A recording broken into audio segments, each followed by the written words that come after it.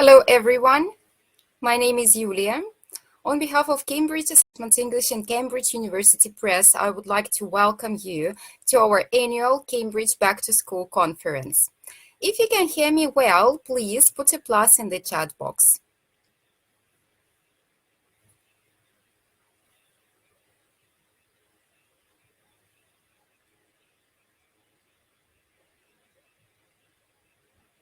Thank you for your reactions. I can see lots of pluses. It means that the sound is good. This is really great. Thank you very much. Welcome everyone. I hope you are doing well and had a great summer. So this week we've prepared some very useful advice and activities for your return to class.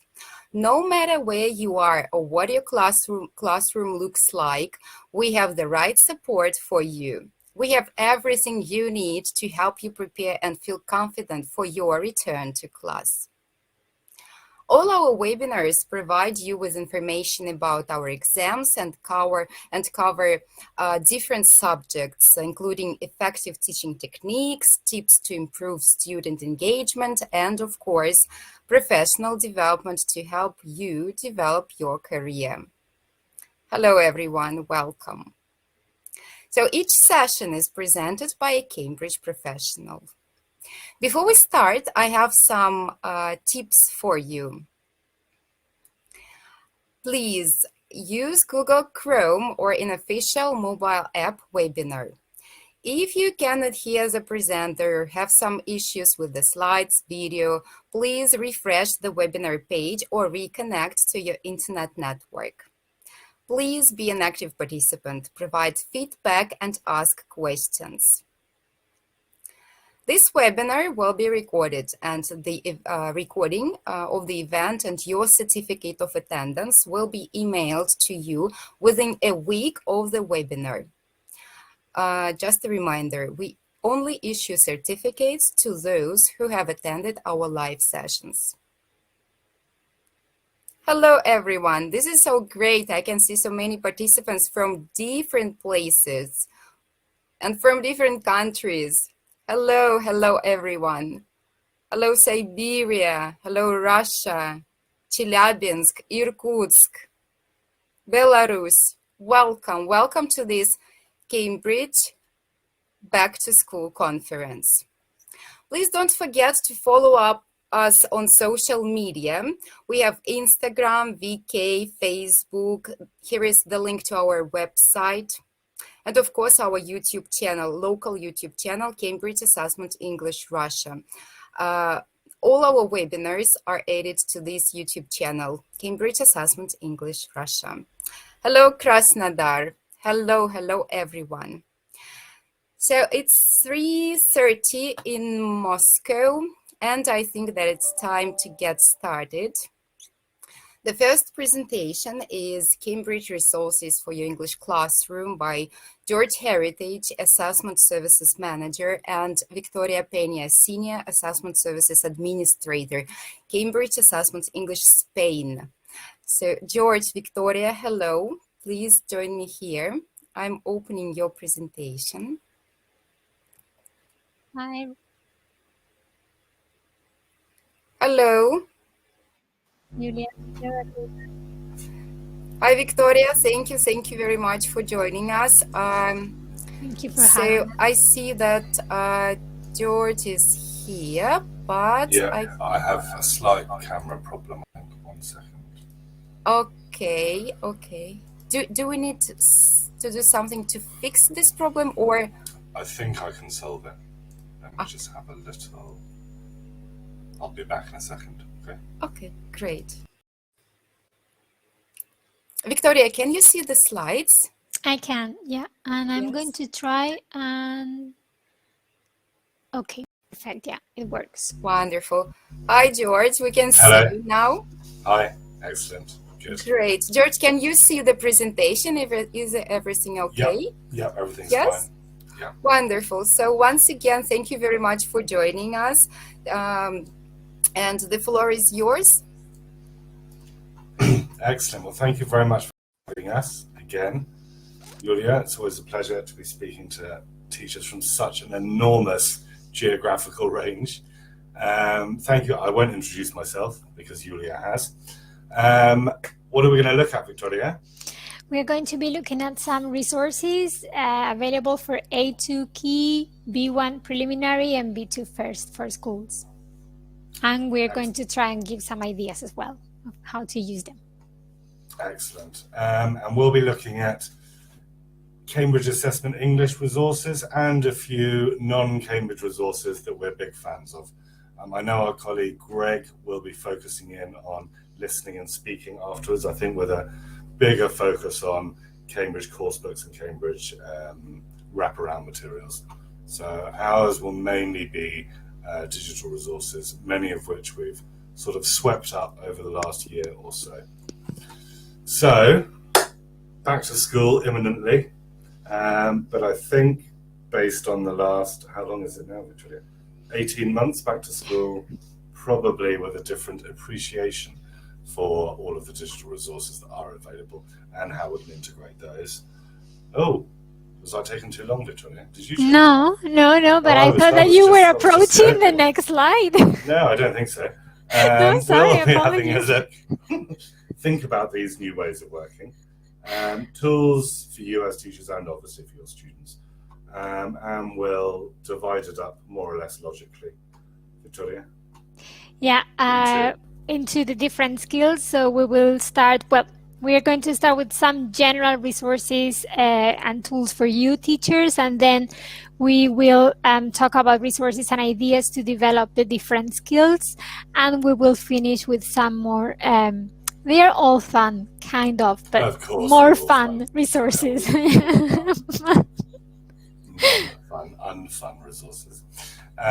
Yes, so as I was beginning to get into, before Victoria interrupted me, I think up until the well-deserved holidays, I don't know how many of you were teaching entirely online, or if you were back in the classroom, or a mixture of the two.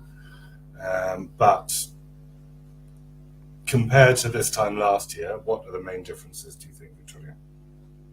Well, I think that we've had some more time to reflect on the different tools and the implications of using different tools and resources. So now hopefully we are better equipped to take the aspects that we think work for us and incorporate them to our teaching practice. Exactly. Hopefully we've had enough training on these and support. Mm-hmm. And I would assume that now we can naturally incorporate these and help redesign our teaching practice a bit. We don't know what's going to happen over the next year. Hopefully things are beginning to gradually calm down, but we will be presenting this sort of based on continuing to use a mixture of face-to-face and online resources. We'll have a quick look at this. We did do a presentation, I think, in March to some of you, hopefully not all of you, and we used this as a way of sort of looking at some of the resources available online. Who created this table, Victoria? Well, Puente Dura, 2006, I think is the reference here, and it is like different stages in the use of new tools and the new possibilities that they bring. So what do you think, George? Where are we? Have we moved since March? Really know. I mean, it's very interesting that this was now 15 years ago. I think before COVID, we were very much in the yellow. Mm-hmm. Sort of where we were using technology was more as a direct substitute for what we do in class, with no real knock-on effect or no functional change to what we do in class or how we use things. Next, there's augmentation. So again, as a direct substitute with some knock-on effect, some functional improvement. Up into modification, where the technology and the resources we're using allow for significant redesign of the tasks that we do in class, the activities that we do in class, and then at the top, redefinition, where technology has a much more marked effect on everything. So the creation of new activities, new tasks, if we're speaking more from an assessment point of view, which were previously inconceivable. I think lots of big tech companies or ed tech companies before lockdown were thinking, oh, we're definitely into the blue and heading towards the green. I think we're probably still straddling augmentation and modification. What do you think, Victoria? Yeah, I agree with you. I think we are somewhere in there in between. Exactly, and it will be different for everyone and depending on your circumstances. But I do think that we figured out which of the digital resources which were available before lockdown don't really work very well at all. The ones that work excellently, and again, as we've said, we've had now time to practice integrating those and incorporating those into what we do normally. So, things that we must bear in mind regardless of the situation and with all of the new experience, Victoria? Yeah, we need to try and strike a balance between synchronous and asynchronous resources. So maybe the former are more useful if we want to obtain immediate feedback, and the latter are more suitable if we want to cater for diversity and allow weaker students to have a bit more time. Then online and offline. Online resources may be accessible for everyone. We can send the link to everyone, to all of our students, and they may, hopefully they are able to access them easily. Offline, I think we need to take into account that sometimes it's nice to have some time off screen. So I think it's a good idea to give our students the opportunity to use a book or some do-it-yourself activities where they can be working with their hands. So and also I think it's important to bear that in mind when we're deciding on which digital resources we're going to be using. Do they have to be online to be using them? I think the consideration taken to account is all very well assuming that everybody is online all of the time, but many of the resources we'll look at today and some of the better resources, you don't need to be online all the time, which I think, depending where you are, is an important consideration taken into account. Definitely. Curate versus create, Victoria? Yeah, of course, now we can take advantage of the wealth of resources that other colleagues have made available. So this is great, but I think it is also useful and great to be able to create your own material, adapt them to your students' needs. So there will also be a balance between those two options. And hopefully you all have a lovely bunch of colleagues with whom you can share everything that you've created and give each other feedback on what works well, what doesn't work so well. And lots of different ways you can look at storing materials like that so that everything's accessible. Maybe something like just a Google Classroom between teachers, you think, Victoria? Yeah, and we are going to look at some resources available that we have available so our teaching community can connect. We're going to look at Practice Makes Perfect. So there you can connect with other professionals and benefit from their ideas. Excellent. So, teacher tools and resources to really help you guys, especially at this point, before things have started, hopefully help you with some planning and materials to supplement what you're doing. If you haven't seen this before, or if you looked at it when it started 3 or 4 years ago and you weren't very impressed, please revisit, because weekly is, if I were teaching again, this would transform my life, I think, Victoria. Yeah, I used it because it was available when I was still teaching, and yeah, it has improved a lot, but it was still great when I started using it. So the fact that you can access sample papers and activities that are appropriate to the level, I think, is very useful, and you can find them very easily and very quickly, which is convenient for all of us. So talk us through, how does it work, Victoria? We get to the website, you just Google Weekly Cambridge, you should be able to find it fairly easily. Yeah, the QR code is there for to help you as well in case you want to use it. Then you can choose the exam. It's available for young learners, A2 Key, B1 preliminary, and B2 first for schools. You have to select the teaching weeks that you have available and also the time that you have per week.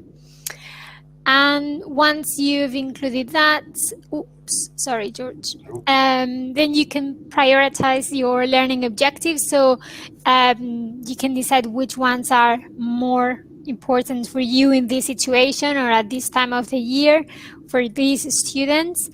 And you can see that you can change them. So yeah, I think this is the original order that comes up. Yeah. But then you can click up, down, depending which skill you want to prioritize. And once you've decided on that, you click Build My Plan, and ta-da, there you are. Victoria? Yeah, exactly. Yeah, you can see that in the different weeks you have different resources. In some cases, you will be using a sample paper. In some other weeks, you have activities for the different skills and also support for you. I think this is, maybe it was my experience back then, but I think this is quite new, the support for you. And you can find guides to help you with the assessment of different skills, and you can even access webinars from there.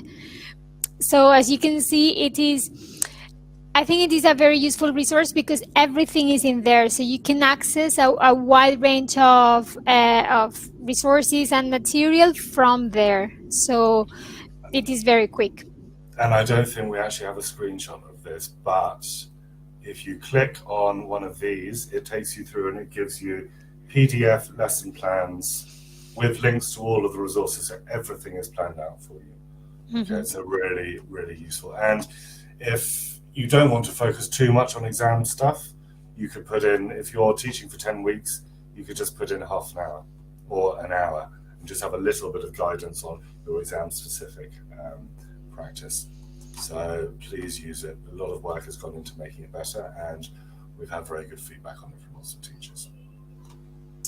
Moving on to supplement, and this is more specific exam practice. We have Practice Makes Perfect. Yep, that's right. We've developed this in collaboration with our editorial and course book colleagues. It is a good idea to register to access the lesson plans. That's the QR code if you want to use it. And yes, everything we look at today is free unless we say so, unless we say otherwise. Okay, Weekly is entirely free, and this as well, I think. Yeah, that's true. And actually, we didn't have an example of the lesson plans for weekly, but we do have it for Practice Makes Perfect. So you can see you can filter by level. This is available from A2 Key to C1 with schools versions for the levels that have it, and also IELTS Academic. And then you can download the PDFs with all the material that you will need to carry out the lesson. I'm going to disappear for a second, Victoria, so you continue. I'm just going to sort my microphone out. Okay, perfect. And also, apart from the lesson plans that are ready to go, you can also, this is what we were talking about before, you can connect to the teaching community and have a look at some teacher tips, so recommendations that have worked, ideas that have worked for other colleagues that may be useful for you, that you can adapt to your content, to your context. So you can see the learning objectives, the level as well is something that you need to select, and then you will have some tips for you to benefit from. Can you hear me better now, Victoria? Yeah, that's much better. Okay, yeah. Excellent. Yeah, this is a lovely website. Again, all official materials. Again, lots of ready to go downloadable PDFs of lesson plans. But I really like this teacher tips thing. it's a really nice way to share, on a globally. And please submit some of your tips as well, and hopefully they'll make it up there. Yeah, I think that's the next slide, actually, where you can see that you can submit your own Exactly. tip. Sorry, I wasn't sure whether you'd got to that bit yet or not. We will send a document with all of these links afterwards. Okay, so QR, you could use your phone during the presentation, but don't worry, we'll send a document with all of these links for you. So don't worry too much about that. Right, moving on to reading, your favorite, Victoria. Actually, it's use of English, but yeah, okay. I thought it probably would be. Yeah, we probably have said this before. Apologies if we have, but reading tends to get weaker as the level goes up. I think a lot of us assume that reading just sort of happens naturally. Students' reading skills just sort of naturally progress along with everything else. But generally speaking, reading tends to be the weakest skill. And that's according to the data we have on people taking exam. Speaking always comes out strong. Use of English, because everyone loves grammar. Writing, listening, reading. And I think it's very easy sometimes just to leave reading for homework. Or again, as I said, assume that these reading skills develop naturally. And it's nice, I think, where possible, to try and focus a little bit more on reading in class, on the sub-skills of reading, things like skimming, scanning, etc. So a few resources and ideas to help here. Firstly, reading guides for teachers. These were all published fairly recently, weren't they, Victoria? Sort of over the summer? Very recently, yeah. I think we have a guide for every skill now, or am I wrong? Except for speaking. Speaking is en route though. We just got a notification that is en route. So please download these. There's lots of really useful stuff in here. Want to talk us through a little bit more, Victoria?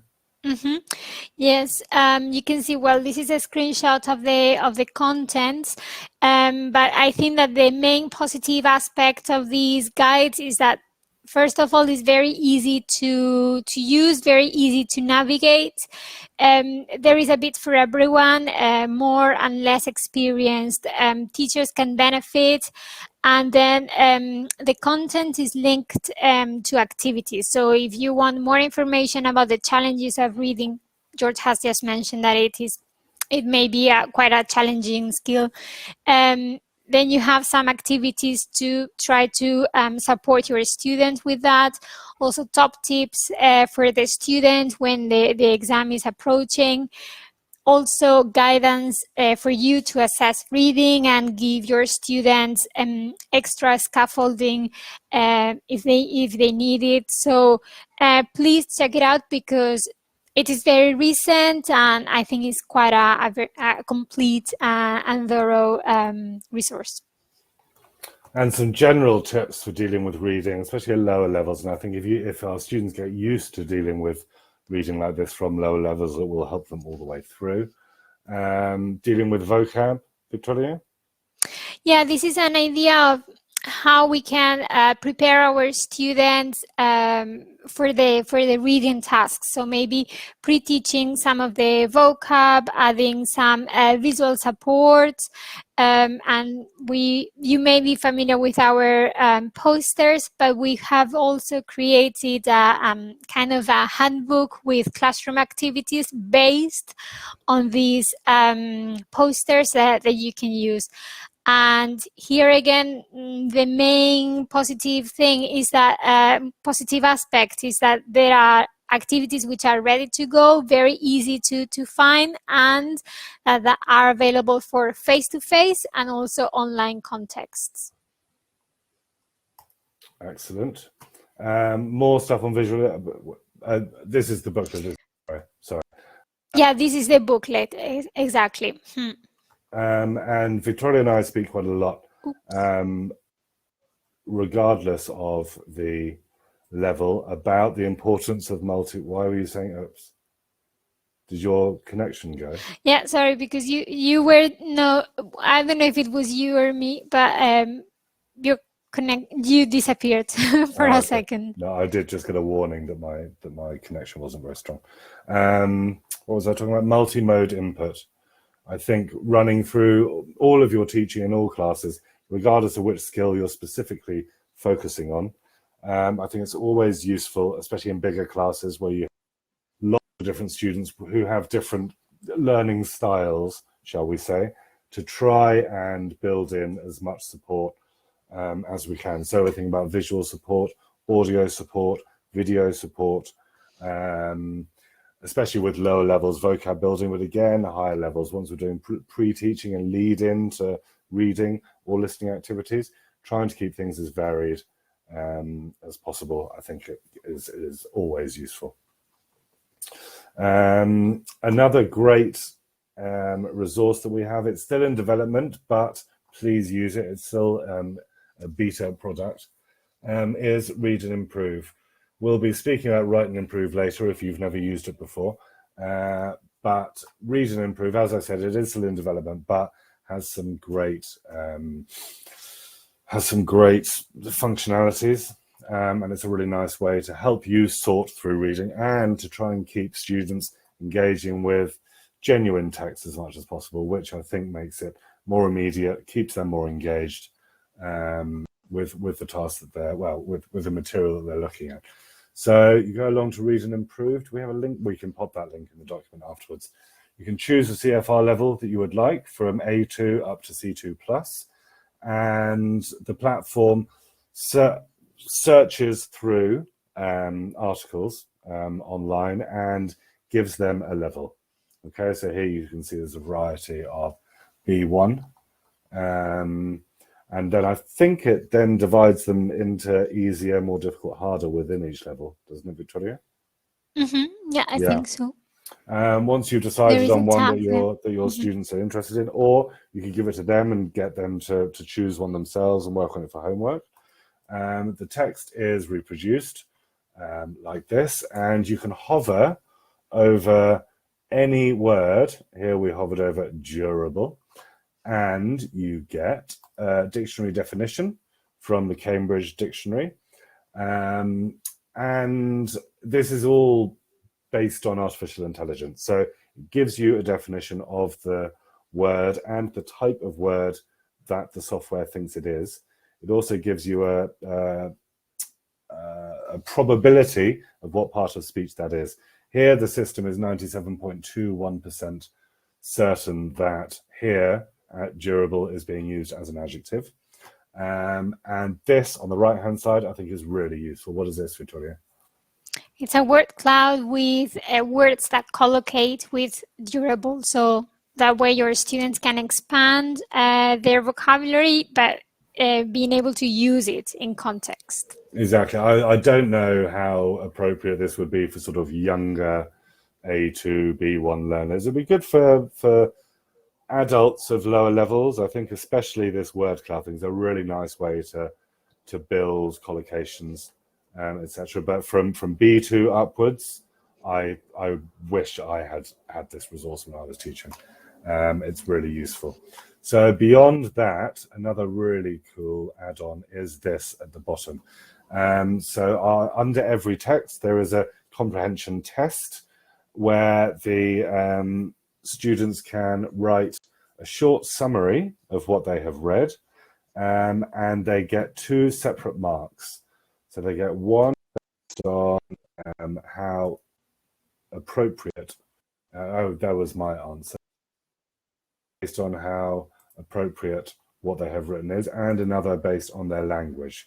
So relevance, here you can see I managed to get, I got C2+ for relevance, but somehow a middle C1 for language. So that is using the same technology as Write and Improve to give you a mark on your language. But the relevance thing, I think, it's still developing and learning, but it's a really nice way. It's really easy. Maybe 1 week, once a fortnight. Don't you think, Victoria? Can you hear me? George, sorry, you keep disappearing. I'm not sure if it's me or because no one is saying anything in the chat box, so maybe it's just my connection. Apologies. Can you hear me better now? Yeah. Yeah, it told No, me. okay. It suggested that I turned my camera off. So I think I will leave Okay, my camera off. I will turn mine off as well, and make that way we are sure that there are no connection issues. Okay, yeah, I think that might be safer, and then you can concentrate on the presentation. What was I talking about? The summary. It's a really, really useful activity, you know, on paper as well. I think reading and summarizing. I think it develops a variety of different skills, both in terms of reading, use of English, and writing. And if you use Read and Improve, then the software does it for you. So it means you have more time to concentrate on other areas that the other technology isn't so good at. So please check it out. We'll put the link to that in the document that we send out afterwards. Okay. Okay. Moving on to listening. Yeah, just a reminder that our colleague Sarah Ellis will be talking more about reading skills. So this was just a summary of, and then she will expand on the skill. Greg will be talking about listening as well. So Okay. we're just going to look at a couple of resources. I think, are they all Cambridge? No. Well, first we have this guide. I mean, we looked at the reading guide before.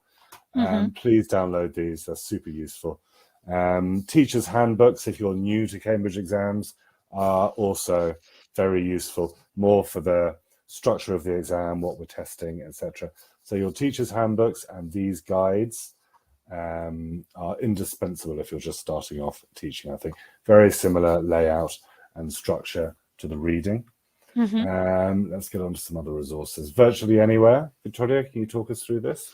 Yeah, it is an audio series available on our website, and it has lesson plans, the script as well for the different episodes. I think there are 7 episodes, and the good thing is that the connection, as it is a series, students can try to predict what is happening in the next episode based on what they have already listened to, or they can do follow-up activities describing the characters, for example. So I think it is useful because it may be tricky to find resources that are available for B1, not so much maybe for B2, but it is very useful for B1, and then the activities and the lesson plans that go with it make it easy to use. Exactly. Here you can see, here's an example of teacher's notes, and as Victoria said, ready to go lesson plans, follow-on activities, lead-in activities. And yeah, I mean, I think using genuine or using authentic material as far as possible with all of your students is great, but the lower the levels, we do know, the trickier that gets. And yes, Dennis, this is free. Okay, so please investigate and enjoy. What's this, Victoria? Oh, this The transcript, yeah, the listening to the, I mean, the way to access the episode, and also the transcript for them to use maybe as a follow-up or for pre-listening. Excellent. We're going to move on to writing because we've only got 15 minutes.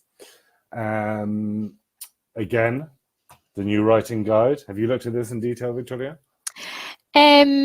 More or less in detail, yes. If you look at these, there is a difference between the ones we've already seen, because the other ones were for developing listening or reading, and this one is for assessing writing. Okay, so I think it's more for, both were for teachers, but this is for the assessment side.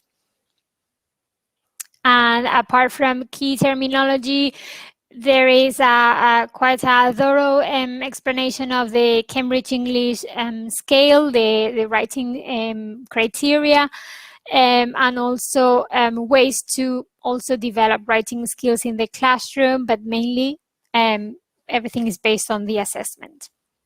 Lovely. I think we've got a couple of ideas now on how to deal. I'm going to start with A2 Key, Victoria. Yeah, so the new, well, it's not really new anymore. The story task at the end of A2 Key for Schools.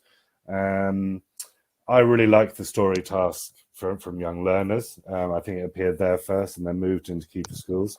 Lots of different ways to approach this with young learners and older learners. Here they do have to write 35 words or more, and for our older learners who are still at A2, this might seem quite challenging. So some nice ways to lead into this, Victoria. Padlet, we couldn't go a whole presentation without mentioning Padlet. Yeah, no. Huge fans of Padlet. How could we use this whilst helping students get ready to write their story? We can extract some of the vocab that they may need to use in the story. So in this case, picnic, and here you can see that we have set up some columns with expressions in which picnic appears, and then you can see that the students can write their examples using these phrases or words, and that way they are not only going to have ideas that they can include in their story, but also they are practicing the vocabulary in context. Lovely. And taking this up a level for B1, I think this is taken from the new article in B1 Preliminary for Schools, based on, well, the title is What Makes You Laugh? How could we use this? How can we use Padlet to help students with this, Victoria? Yeah, and this is maybe to practice a bit more on the content side of the piece of writing. So in the article, they were asked to say what makes them laugh. So here are some ideas, and they can contribute maybe after the class, so as a follow-up activity leading to the not a follow-up activity if it's leading, as an activity leading to the writing task that they are going to do the following day. So kind of preparation for the writing. Lovely. And some non-Cambridge resources to help with vocab more than anything else. Flippity. How have you used Flippity, Victoria? Flippity is a website that has a list of resources that you can create. There is a template that you need to fill in, so you can really create the resources that you want with the content that is appropriate to your students. So in this case, we wanted to practice suffixes, and it's just a fun activity, maybe to start the class as a warm-up or just to finish the class. And then More Words is a similar website, and here we just wanted to have a more fun resource to get students to practice use of English, so creating new words. Lovely. And the resources are free. Yeah, they are free to use. Yeah, they're all free unless we say so. Also, there's the Cambridge Dictionary, which is becoming more and more popular. I think I saw it referenced on the BBC the other day. Did you see that, Victoria? No. Oh, it was interesting.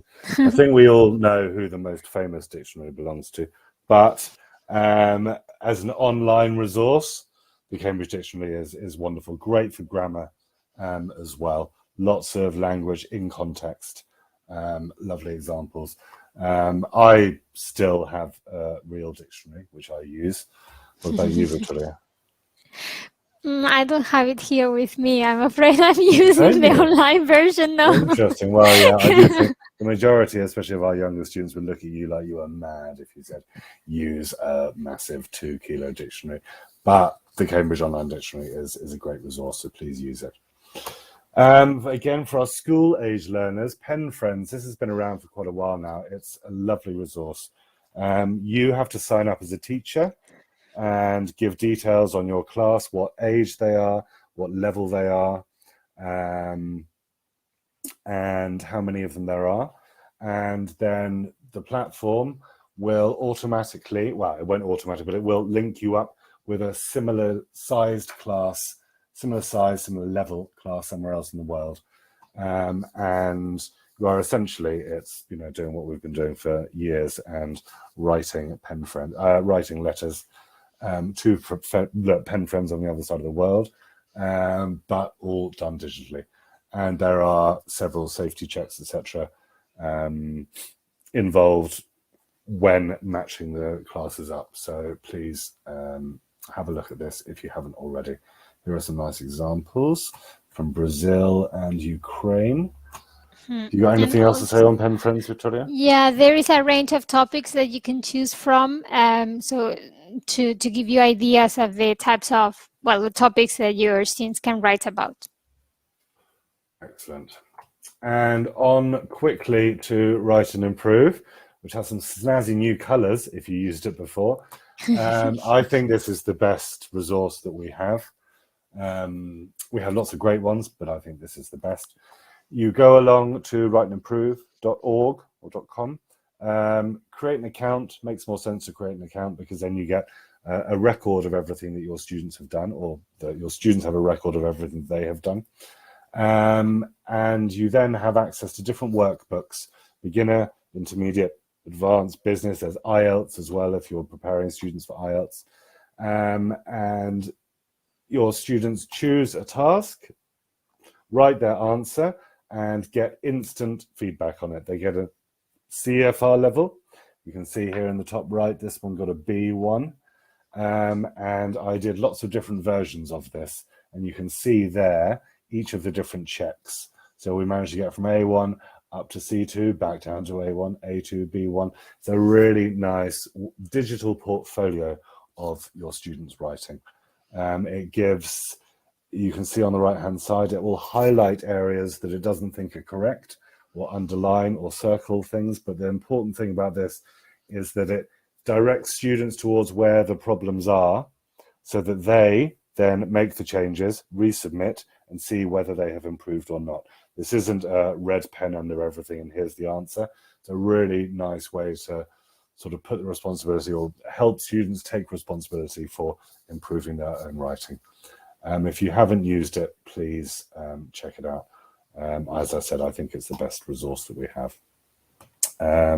This is all free, except, do we have a... No, we don't. No, we don't have a screenshot of the class view. Class view is the option where you have to pay, what you have to pay for. But what it does is that it gives you visibility of your students' piece of writing. It gives you huge visibility. Everything we've looked at up until now is free. Your students can use it. You can even create a workbook and send them codes to that workbook for free. Mm-hmm. If you want class view, it gives you very granular, detailed information on everything that your students have done. So maybe have a play with it first and then decide whether you think class view, is for you. But if you haven't used it, please do, and direct your students towards it. Right, moving on, Victoria, we're running out of time. Yeah. Speaking skills, sorry, we always run out of time, don't we? Get too involved in reading, or normally writing. We're going to have a quick look at some resource and ideas, but as we said, our colleague Greg will be looking at speaking in more detail afterwards. Somebody mentioned Word Wall in the chat, and they said that you had to pay for it. The last time I used it, you didn't have to pay for it. I think there are ways to use it for free. Have you used it recently, Victoria? Yes, and I don't remember having to pay anything, no? No, I think there are ways to use, and definitely ways to access stuff that other teachers have already created for free. This is WordWall, isn't it? Yeah, this is taken from WordWall. This has been created by a teacher, we don't know who, with about 40 typical Part 1 first, B2 first questions. And it's a really nice way just to structure a warm up or a warm down in class, or especially if you're teaching online. I like these question circles. There are lots of other different ways to use WordWall. It's a great way just for teaching and testing vocabulary, really. Other resources, Victoria? Mm-hmm. Yeah. Mentimeter or Mentimeter, okay. This is to get a bit more, your students a bit more engaged, so they can suggest topics to talk for the individual long term if you are thinking about preparing your students for our exams. So here your students can contribute with their ideas, and if they have already had enough practice, they can talk about that for 1 minute, or maybe you decide that they need a bit more support, and then you can add maybe some questions to give them ideas of what to say. Just a nice, easy way to structure and brainstorm for speaking, freer speaking practice in class. Going back to the asynchronous that we spoke about briefly at the beginning, Flipgrid is another really nice way to practice speaking and outside of class. Super easy to set up. I went in, created this Flipgrid, called it Speaking Practice Part 2, very original.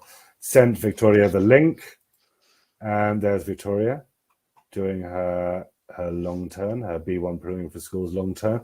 Came back to me, and then you as a teacher can give video feedback. You have built-in ideas. You can give them a mark for ideas, for performance, and then a few words or a few comments if you'd like to build on that. It's a really nice, easy way to practice speaking asynchronously. Voice Spice is another option without the video. Really good for practicing again these individual turns in the speaking. It's now available on mobile as well.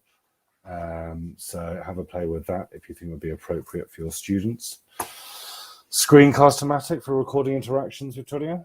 Yeah, also very useful, of course, to practice speaking, but also if you want to send your students some feedback, written and oral, you can maybe comment on the changes that you suggest in a document, in a Word document. So I think it is a great resource to combine input.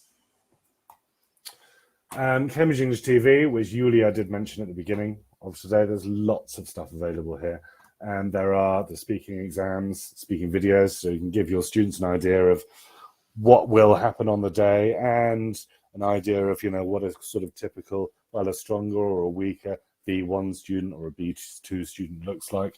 It's really nice to use in class alongside criteria, I think. The speaking videos, you can download the examiner's comments to see why they were awarded the marks that they did. It's really important here, I think, to see how the examiners quote the criteria, then give an example.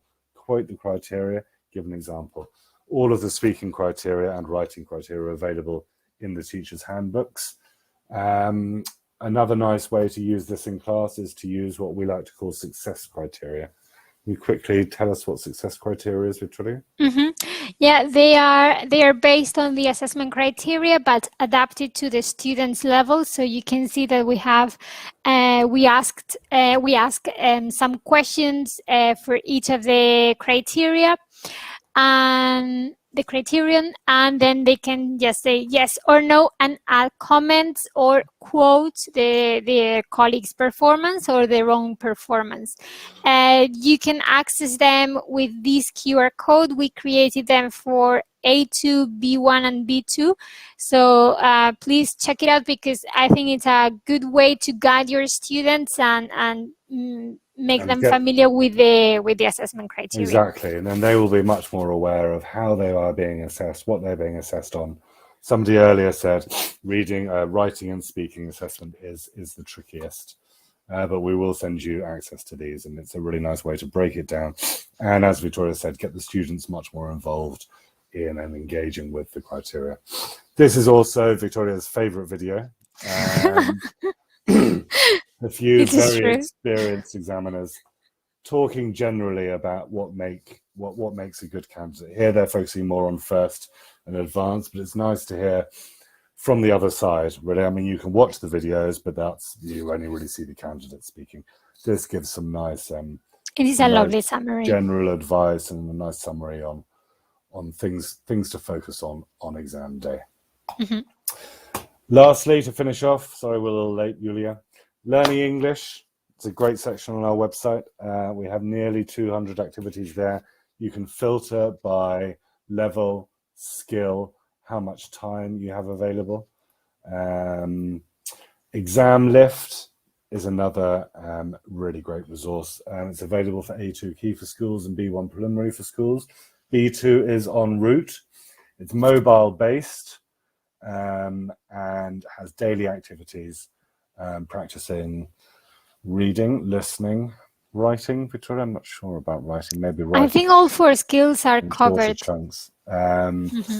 This to supplement what you're doing in class. It's designed for mobile. It does work on a tablet, but it is designed for mobile. It's a really nice, accessible resource which adapts to your students as they progress. So make them all aware of that, please. Instant feedback, and as Victoria said, a range of different skills and activities. It is exam focused, but even if you're not preparing for exams, it's all very useful and all very clearly pegged to the CEFR. We have this slide again, Victoria. Yeah, just a recap.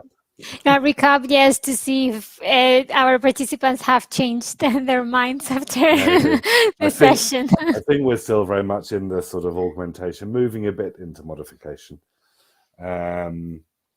But there's so much cool stuff out there available. There's a lot of other cool stuff that we haven't had time to look at. There are things that technology can do quicker than teachers. Things like Write and Improve. For the vocab and the grammar, Write and Improve is highly reliable. I would still, for higher levels, you as teachers are going to have a much better idea of things like cumulative achievement, organization, but it takes a big weight off your shoulders using something like Write and Improve. So the more and more we can begin to integrate all of these resources into our teaching, the better, I think. Supporting every teacher is another area on our website. There are lots of different ways to access everything that we've looked at today, but we will be sending a document through to Julia to back up. Your new English classroom, this has been around for a year now, hasn't it, Victoria? Yeah, again, we don't really know what the circumstances are where you are or whether these will change, but lots of great activities designed very much with what has happened post-COVID in mind. So bearing things like social distancing in mind, going back to the classroom, how do we reimagine what we're doing in the class, and hints on hybrid teaching as well, which we haven't really had time to touch on today. The digital teacher, Victoria, just to finish off.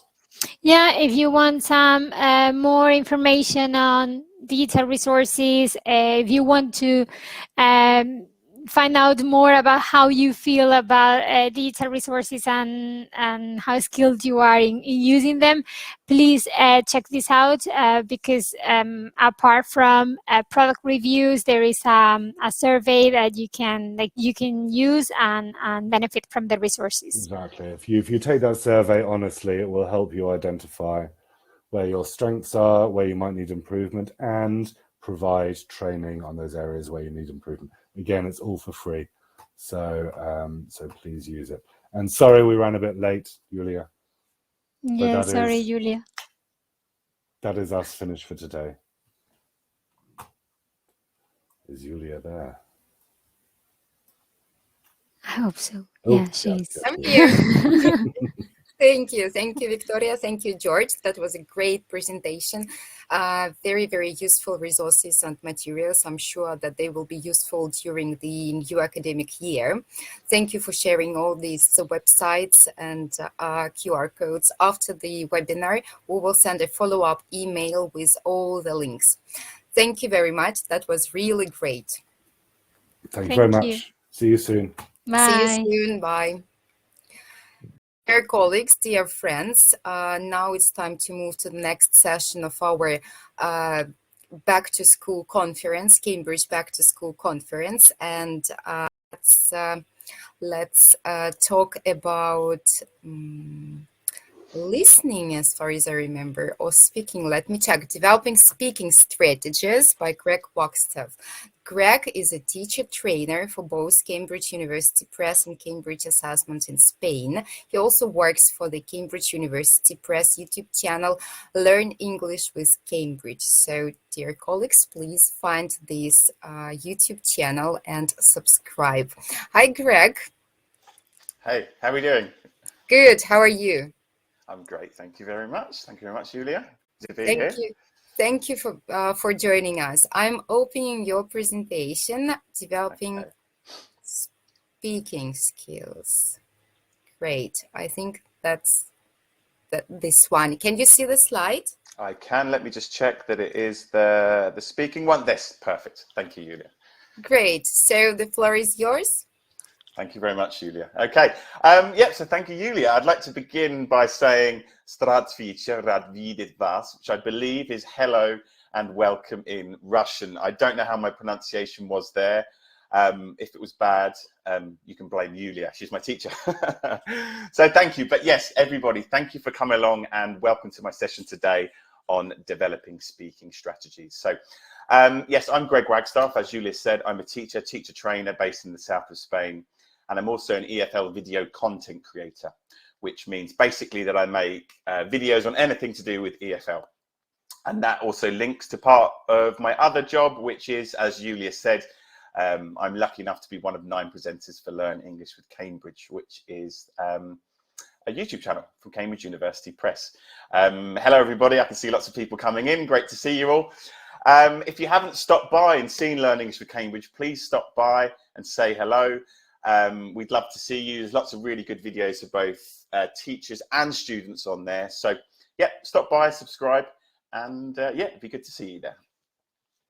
So that's enough about me. Let's talk about today's presentation. So today's presentation, yeah, is something that I'm very passionate about, and that's developing speaking strategies. I'm very passionate about developing exam skills anyway, but what we're focusing on today is speaking, and then specifically developing speaking strategies. Now, before we start and before we get too into it, I'm going to take the time to explain the difference between practicing versus developing speaking skills as well. So I'm going to do that first of all, and then we're going to move on to, for example, activities. Now, I'm a teacher trainer, but primarily I'm a teacher. That's what I love doing, and that's what I am first and foremost. So my webinar today, it's really practical. That's what I want for you guys to take home. Whenever I go and see a webinar, I love to see practical ideas and ideas that I can use straight away. So yeah, today is really practical. There's a little bit of theory, but yes, mainly it's going to be practical and lots of good ideas for you guys to take away today.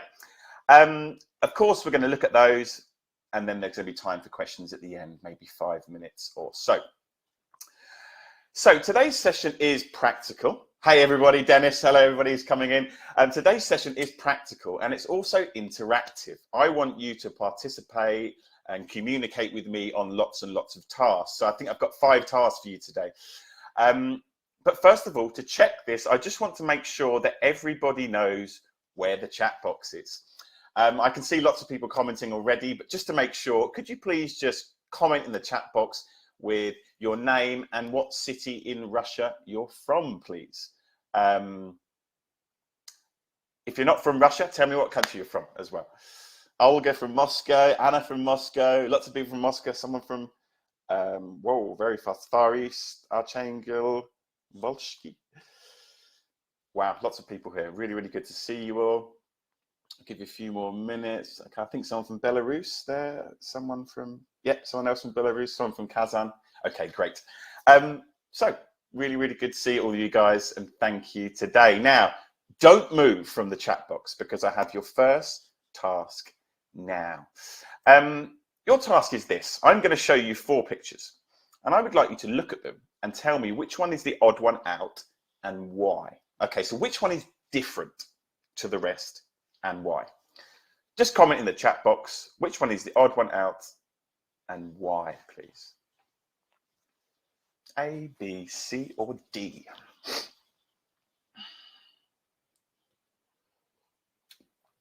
Hello, everybody. If you're just coming in, please. A, B, C, or D, please.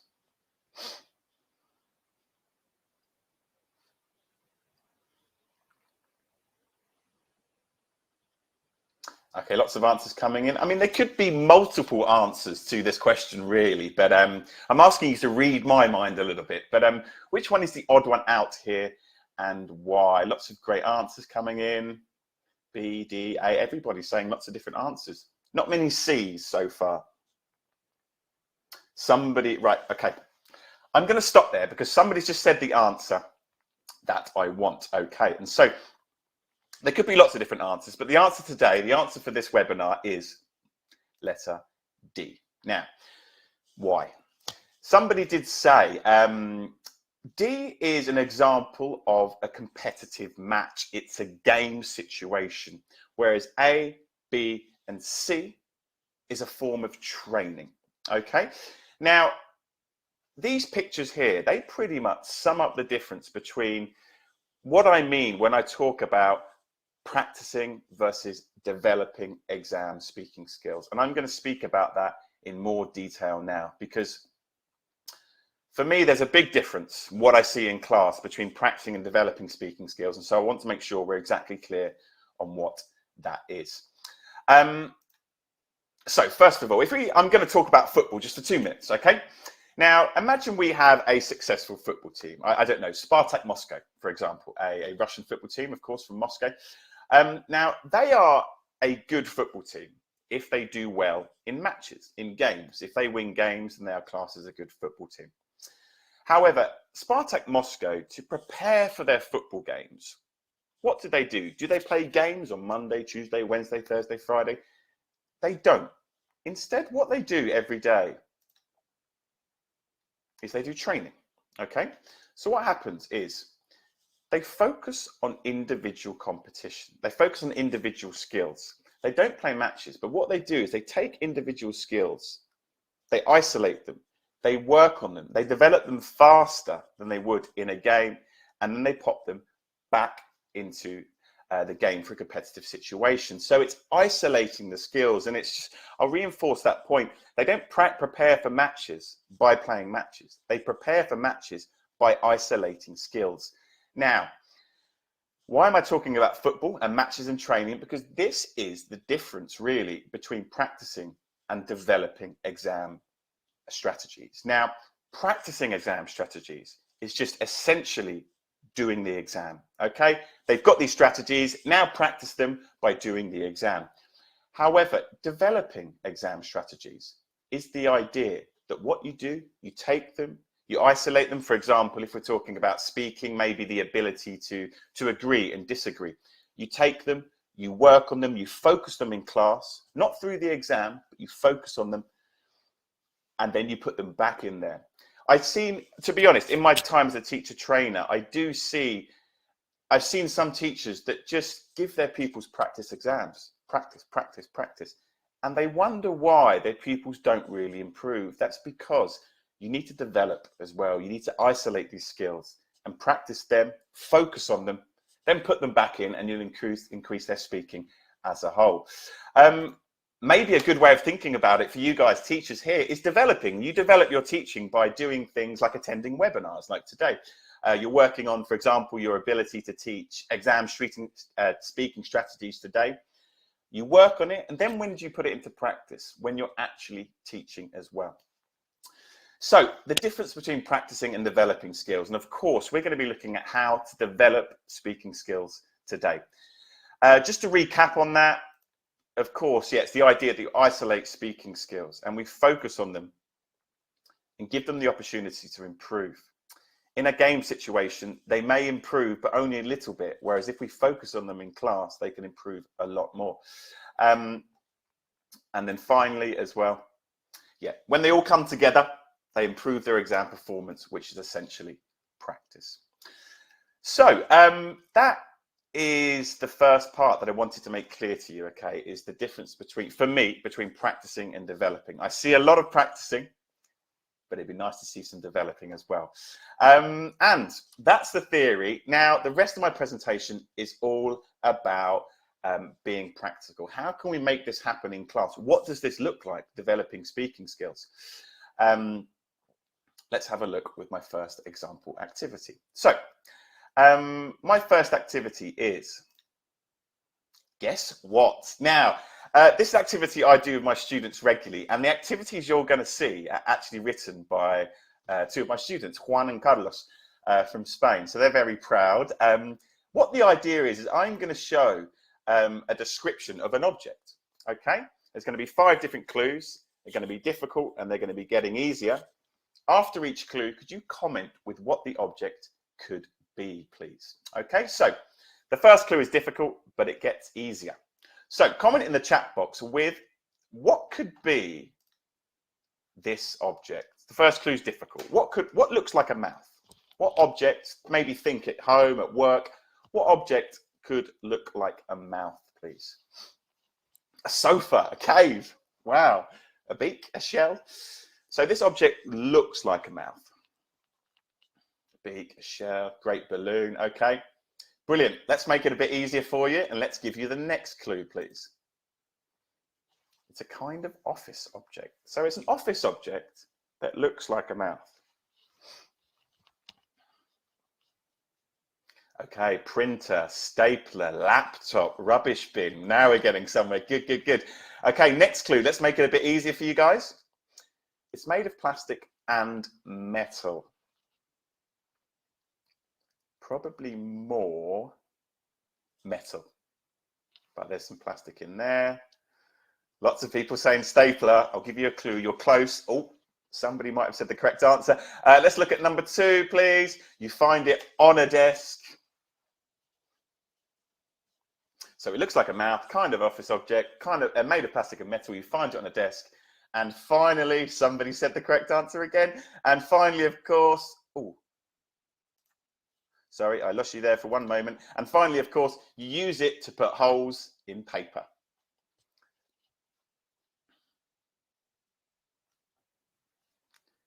Okay, well done. Lots of people got the correct answer out there. And that, of course, is a hole punch or a hole puncher.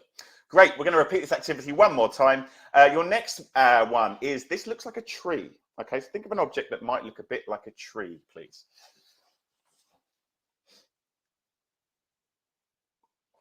A tree, yes. Julia, a tree does look like a tree, but another object that looks like a tree. Okay. Let's have a look. It's some kind of clothes object. So yes, a clothes object. Now this is you can see my pupils wrote this. It's a bit strange, the phrase clothes object, but it's a good description of what it is. Next one, please, is it's made of wood. Normally made of wood. Normally made of wood. It looks like a tree, some kind of clothes object. It's made of wood.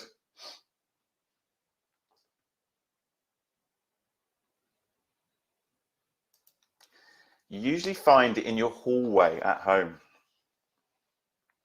This may make it a bit clearer. Lots of people saying hanger. I mean, it is similar to a hanger, to be honest. It is similar. And then finally here, you use it to put your jacket and your hat on, please.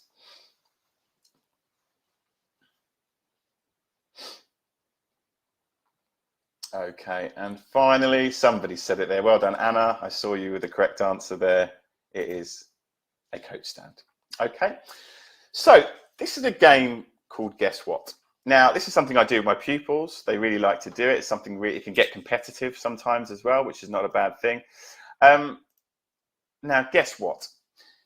What we're talking about here is in the Cambridge exam, the ability to describe unknown objects. This speaking skill can be important, particularly in the first part 2 or part 3. And you think about it, you can practice those parts. And for example, if people are doing those parts, they see something they don't know. How are they going to develop that skill? Remember, we need to take an activity, take it away from the context, the exam context, and develop skills. So this game here, Guess What? It develops the ability to describe unknown objects. It's particularly useful for speaking parts 2 and 3. And of course, it just improves general English. This might be a bit of a crazy statement to say, but really, if you have the ability to describe unknown objects, then you should never get stuck on any vocabulary word ever again, because you can just describe the object as well. But it's a nice example of an activity that develops speaking skills. Okay, of course, they're going to practice it eventually when they do the exam, but it's developing a speaking skill. And that's my first activity there. What you can see often when I've talked about developing speaking skills, I have some teachers who come to me and they will say, what skills do I teach? What am I supposed to do? And that's a legitimate question. It can be quite hard sometimes, especially for newer teachers, to know what to teach. So first place to start might be somewhere like your course book. Okay, so we've got Prepare here. In Prepare, they recommend, of course, this technique. Try to describe things in a different way, and giving you some language here as well. So that's a really good first place to start, maybe course books. Okay, so I'm going to give you 3 other options where you can look as well. But what skills do I teach? A very good question. You can have a look in here, course books as well. So that's my first activity. What we're going to look at next is Naughts and Crosses. Now, hands up if you've ever played Naughts and Crosses before when you were younger. It's a really simple game. Oh, we've got some hands up there. Thank you. It's a really simple game, and one that you could use for many different activities in class, but I'm going to show it in the context of developing a particular speaking skill. Now, let me start with this speaking skill. Agreeing and disagreeing, very important in life and really important in the Cambridge exam as well. Now, of course, in the Cambridge exam, particularly the interactional parts where the pupils speak together, agreeing and disagreeing is such an important skill. If you don't agree or disagree with your partner in those parts, you might not pass. It's something really, really important. So we need to develop it. We need to develop it and make our students better at it. What I would do is, first of all, you take some phrases like you have here from Prepare, and then you make it into a Naughts and Crosses grid. So here we've got 9 different phrases with both agreeing and disagreeing. And then what happens? So usually, of course, in Naughts and Crosses, you just tick them off. But what we do here is we're using the language. The ability to use the language means that you can tick them off. So let me explain. Naughts and Crosses, for example, you have 3 participants, 2 people opposite each other, they're playing, and 1 referee. Now, the referee is really important. And what happens if you give your pupils a topic to talk about? Being rich makes you happy. Football is a terrible sport. Russia's the greatest country in the world. I don't know. Whatever you want them to talk about, you give them a statement. And then, this is the important bit. During the conversation, they should use a phrase with a relevant comment. Now, what we're trying to do here is encourage them to use these phrases to agree or disagree with their partner. They do it with a relevant comment, but this is where the referee is really important, because the referee, if correct, the referee eliminates a box with their colour or their symbol. Now that's important because what you will find, some pupils will just try to use the phrase without context, without a relevant comment after. So try and make it so the relevant comment afterwards is there, because that's something really, really important as well. And of course, what happens is, as you go along, the first participants get 3 in a row, or the most boxes, they win as well. So Naughts and Crosses, yes, you can use it for lots of different categories of language. Here we've used it for agreeing and disagreeing. But it's just a really nice, simple way and fun way, which is most important, of trying to encourage our pupils to speak as much as possible. So, yeah, like I said, I'm a teacher first and foremost. I love using this in my class. And just to give you a quick recap of the Naughts and Crosses, it develops agreeing and disagreeing, which is important for those interactional parts of the Cambridge exam. If you want to make it a bit harder, of course, you can make the table a bit bigger, maybe 16 phrases. Or if you want to make it easier, perhaps for young learners and lower levels, which is what you can see here, they can maybe participate in teams. So rather than have a conversation between 2 people, you can have 2 people on each team, or maybe 3 people as well. And what you can do in the beginning, sometimes I have the options on the table or on the board, because pupils, they sort of rely on them in the beginning. They do look at them quickly, and that's fine. We're looking to begin to develop their skills. They're not perfect straight away, but over time, remove those options as well. So then they sort of is a higher challenge for them, and it makes the conversation a lot more actual, a lot more real as well, please. Okay, and that's something important. Like I said, the referee is really important because they decide if the language is appropriate or not, if the language is good or not. So yeah, I put the stronger students as referees to begin with. So identifying skills. We've talked about looking for them in course books. Good course books like Prepare, you'll be able to find the skills in there.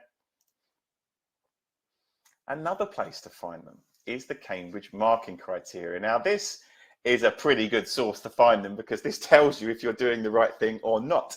So the Cambridge marking criteria, how does it work? I'm sure lots of you know already, but the Cambridge marking criteria for every level breaks it down into main sections. As you can see, we've got 4 main sections there, and then it breaks it down even further into the smaller skills that they need to do amongst those big skills. And so, for example, here we have discourse management, and the idea that when you're doing discourse management, you should be doing things like producing extended stretches of language, not hesitating too much, not repeating too much again.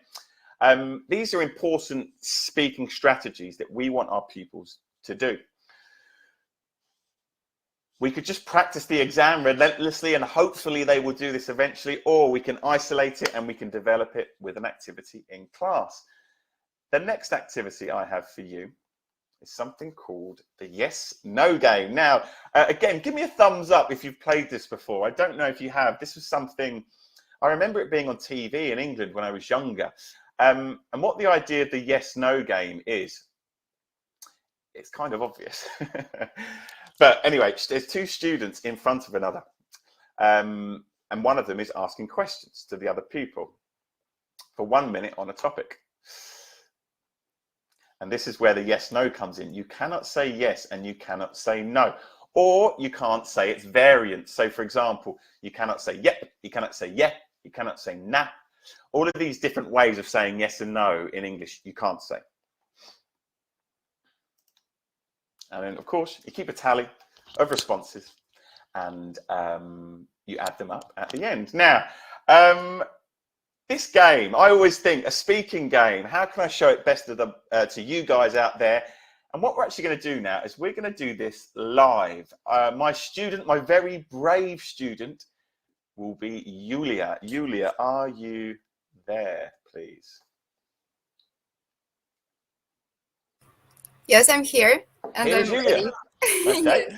So thank you, Julia. Thank you for being here, and thank you for being so brave and demonstrating this activity in front of everyone. Have you been practicing, Julia, or? No. No. Okay. Perfect. Even better for me. Perfect. Okay. So in a few minutes, or 1 minute or 2, I'm going to play the game with Julia. I just want to remind of a few more rules. Of course, you can't say yes or no. Other things are that you can't repeat excessively. You can repeat a little bit, that's fine. You can't hesitate excessively. When I ask Julia a question, she can't sit there for 10 seconds thinking about her answer. It needs to be quite quick.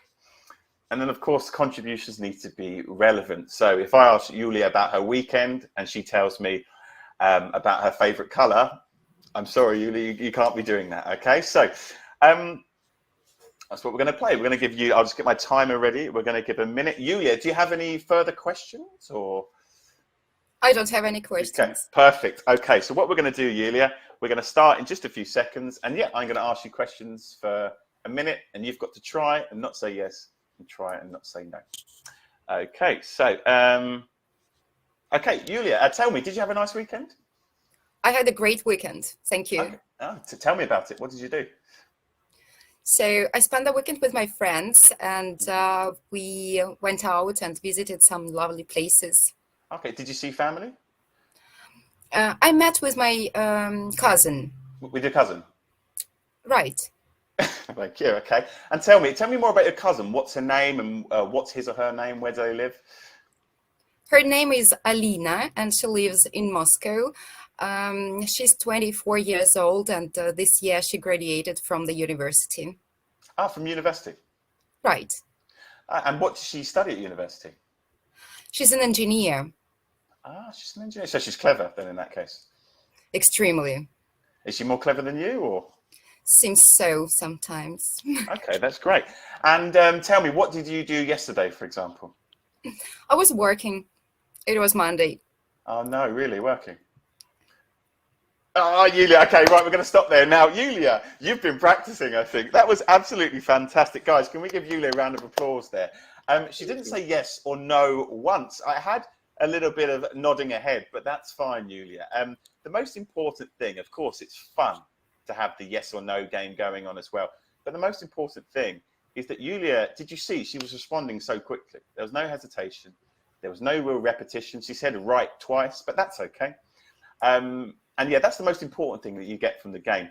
But yeah, thank you, Yulia, everybody. Well done. Round of applause. Thank you. Fantastic. Thank you very much, Yulia. Yeah, that's the yes-no game. Now, it's really fun to play in class, and you can also adapt it certain ways too. But yes, the idea is that it develops general fluency amongst your pupils.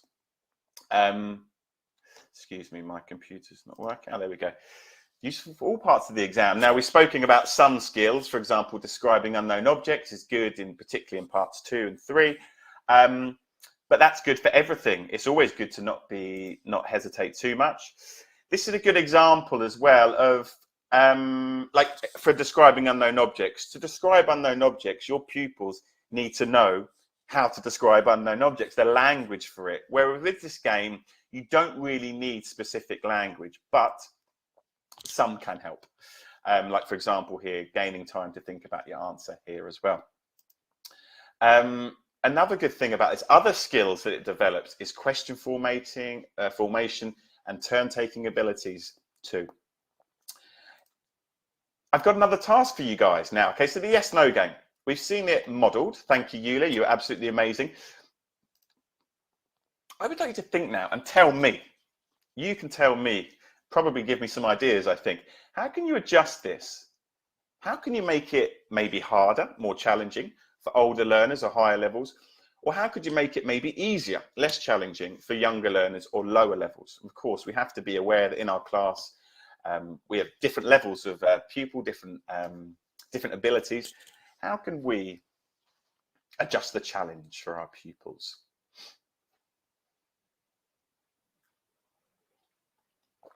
Use only 5 letters the words can start with. Wow, that's really difficult, Olga.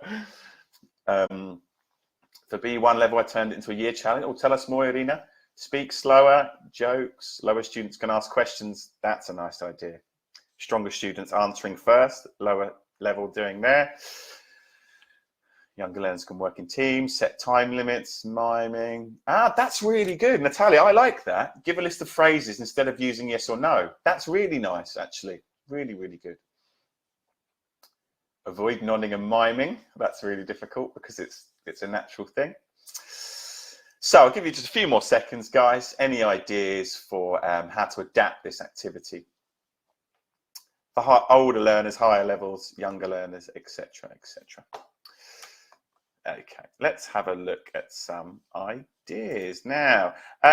One way of possibly making it harder is simply increasing the time. We did it for a minute there. If I asked Yulia to talk for 2 minutes, she might have found it more difficult.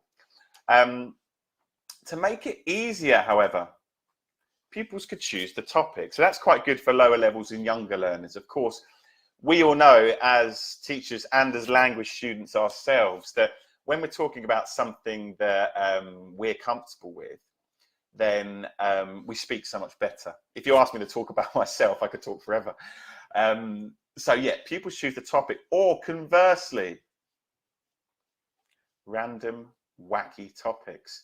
How do you think Yulia would have done if I asked her to talk about my socks, for example? It probably would have been a lot more difficult. Some really good answers still coming in as well. Split them into groups, give them topics. One group asks questions, the other answers. Nice, Natalia. Thank you for all your participation so far, guys. This is my favorite. Okay, this is what I really like to do. Of course, in the beginning, it starts off like an interview. Question, question, question. Make it more dynamic, more frantic, more fun, really, by turning it into a conversation where both peoples can ask questions. Both peoples have to respond.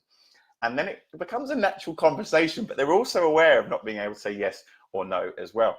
So, yes, there we go. That's the activity. The third activity, yes, no. So what have we looked at so far? Developing an activity to develop describing unknown language. An activity, yes, no game to develop fluency. Naughts and Crosses, develop agreeing and disagreeing. All this idea that we take these skills out and we develop them. We're not doing the exam, we're developing them in a different context. Right. And just to remind you, of course, that person in the classroom next to you or down the corridor, your peers, your colleagues, they have lots of great ideas to help you with too. So my next idea is actually from a colleague of mine. And the Breathe One marking criteria, sort of a mixture of both. What we're going to look at now is the interactive communication criteria, which asks that our pupils listen, respond, interact with each other, because I don't know about your pupils, but especially my younger ones, what can happen quite a lot is it's basically two conversations.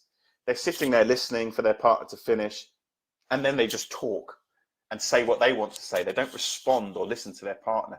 But it's really, really important in the exam that they do that they interact. So how can we sort of force them to interact, if you will, in a nice way, of course? There's an activity here for you.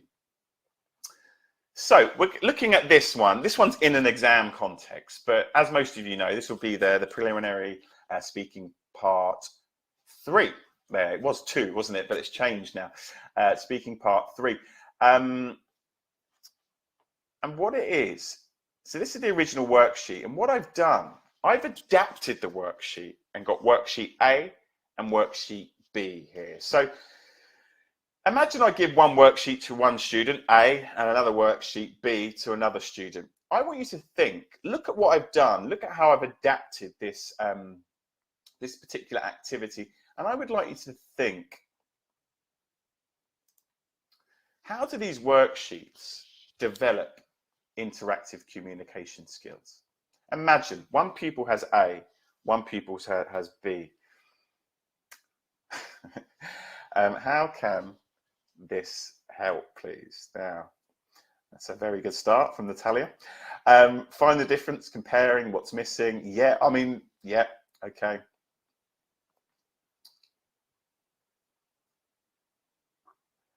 All of you, in a way, are saying the answer that I want. Why they're different, comparing, discussing. They ask each other questions, guess the differences, jigsaw activity, find the difference. Okay, I'm going to stop it there because pretty much all of your answers are describing exactly what I'm getting at here. And that is the idea of an information exchange. Now, it can also be called an information gap, but these type of activities, information exchanges, they're really, really, really great activities. And let me explain why. So an information exchange is basically this.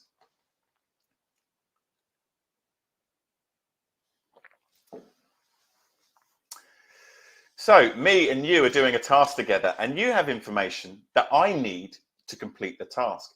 I have information that you need to complete the task. So if we want to complete the task, we have to listen to each other. We have to speak. We have to interact. And that's why these type of activities are really, really good for forcing your pupils to do that. And yet it does exactly that, like develops a really, really important skill. If your pupils don't listen, they don't interact in the exam, they may struggle to pass. So let's develop that skill as best we can. Yes, and it avoids those conversation monologues that you see from your pupils where they don't listen to their partner, they finish and they say what they want. We don't want that. We want them listening. Yeah, we did it in an exam context here, but you can also do it outside of exam context as well. For example, there's an activity there, 2 parts of a menu. We have a budget, I don't know, 300 rubles. Is that a lot? I don't know. And then we have to decide, speak together to find out the prices and the meals as well. So information exchanges, you can do that in exam context or outside of exam context, but it's a really, really nice activity that I like to do. So I've shown you my 4 main activities. Okay, now I've got 2 extra bonus activities because I like you guys so much that I'm just quickly going to run through you. It's going to take me a couple more minutes. I'm going to run through them and just tell you what they're all about. So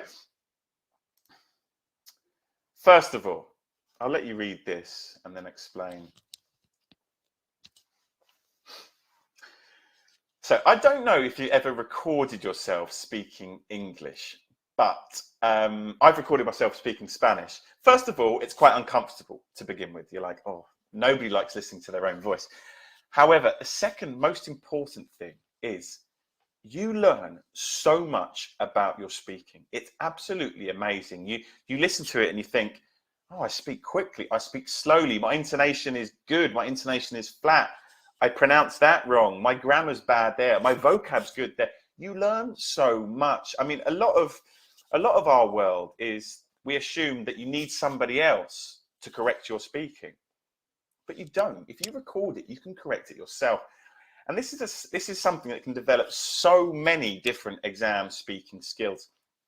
And I think it's absolutely vital that we encourage our pupils to do this. Maybe in class, I can see some of you, they've been talking like Irina. She said that she does it a lot.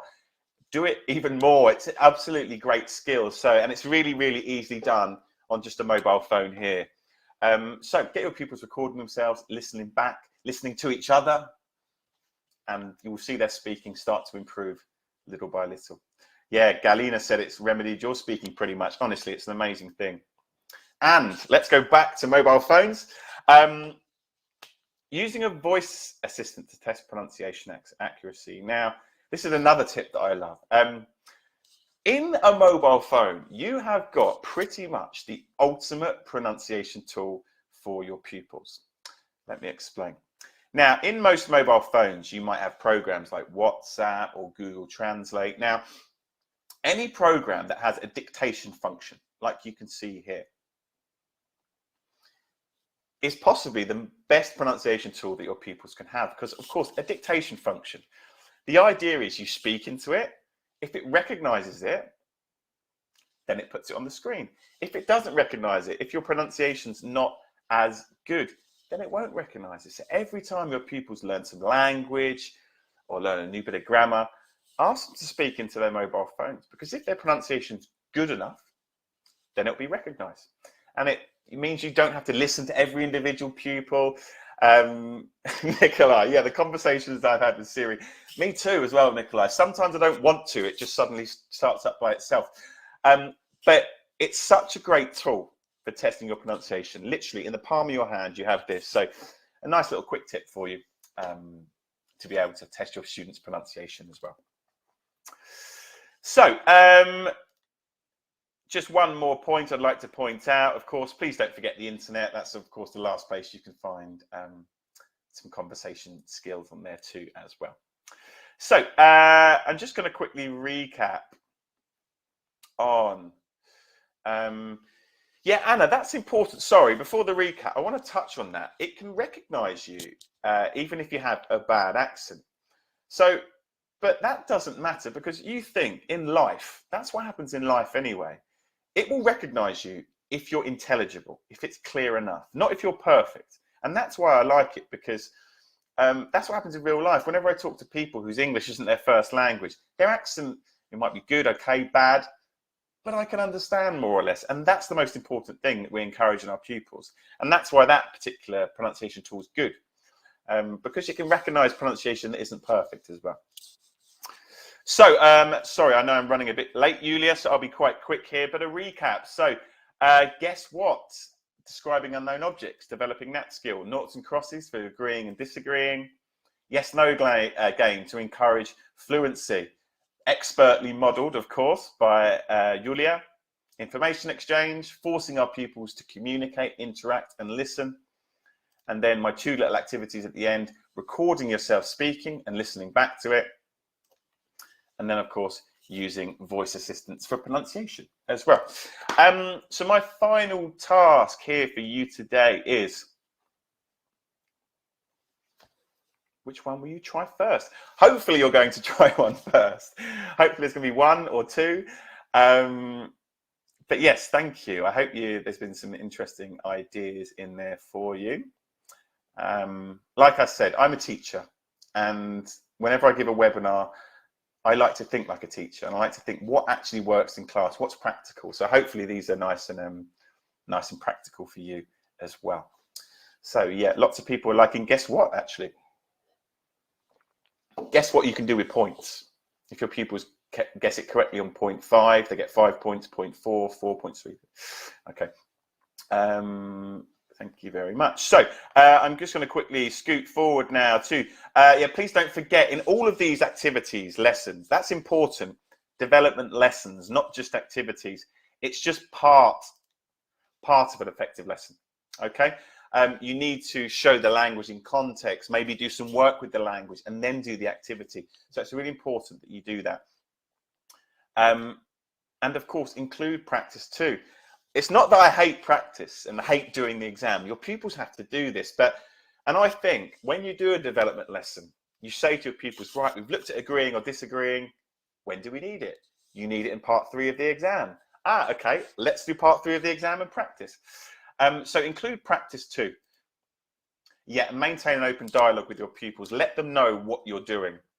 Hey guys, today we spoke about agreeing and disagreeing because in part 3 you need to agree, disagree. I think when they're conscious of what you're trying to do, when they're aware, they're much more likely to do it.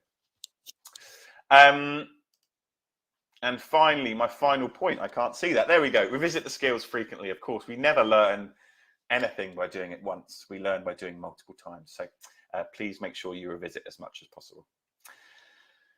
Just quick recap, main message, practicing versus developing. Practicing, of course, is the idea that we're basically doing the exam, whereas developing, exam training, take the skill and work on it. You need to do both in class, though, for successful exam preparation. The internet, your peers, marking criteria, and a course book like Prepare, of course, is where you can find it. And yeah, you can use non-exam context. So you can find lots of exam ideas like I did today from a book like Prepare. You find more information there at cambridge.org, Prepare. And yeah, in Prepare, I know some of you use it already. There's lots of really great places and ideas, prepare to speak, prepare to write, lots of tips and activities that you can find in there. If you do want any more information on some books, here's some contact details of 4 very important people. Okay, that's Angela, Ludmila, Irina, and Ludmila again. If you want to find out any more about certain books in certain regions, please contact these people. I'll leave it on screen for just 10 seconds more or so. And then just my final, excuse me, I'm getting a dry throat. My final thing to say is just Spasiba, я буду рад ответить на ваши вопросы, which I believe means thank you. And are there any questions, please?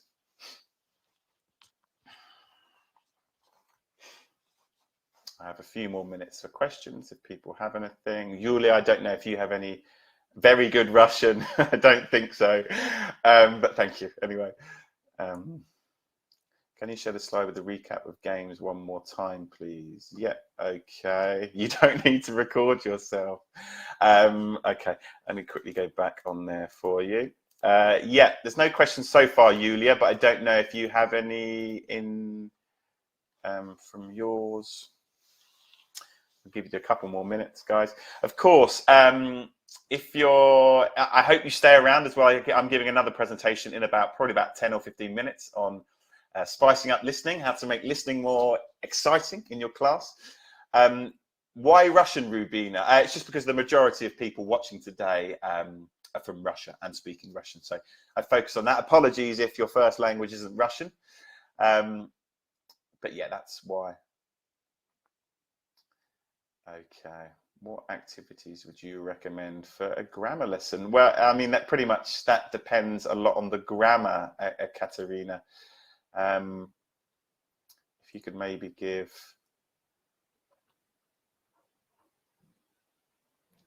Okay, how to motivate shy students? Well, a question like that doesn't happen in one lesson, of course. There's not any activity that I can give to you that will make your shy student suddenly become outgoing. It just doesn't happen. I think it's a process really of sort of taking our time in class, encouraging them, giving them roles in groups. Like, for example, an information exchange, I think maybe a good idea, if it's a bigger information exchange, maybe you could give your shyest student more information, so they have to talk more. That could be a nice policy of just really, really trying to encourage them to speak a bit more. Constant praise, that's something really important. Your shy student will become confident, but only after you've praised them enough. But I think it's a slow process of just giving them responsibility and giving them praise as you go. Do you recommend separate lessons on speaking or speaking activities? Speaking activities are part of the lesson for sure. I would personally, I would dedicate a whole lesson to one particular speaking skill, or maybe two at most, but I'd keep that focus. But like I said, you might want a lead in with a video where the language is being used and your pupils have to draw out the language, complete activities with it, and then do the activity. If you have not a class but an only pupil, what would you recommend? Well, I mean, I think sorry, I don't know who said that. I've got your name, Olga. Thank you, Olga. I think that's where you come in, Olga. Okay, so a lot of these activities, of course, they involve two people. So I think that's up to you as your teacher to maybe participate. What can be difficult as a teacher, if you're participating in the activity, is sometimes it's hard to, because you're in the activity, it's hard to notice something. So you could always record yourself while you're teaching. That can help as well. But I think you participating is a good idea.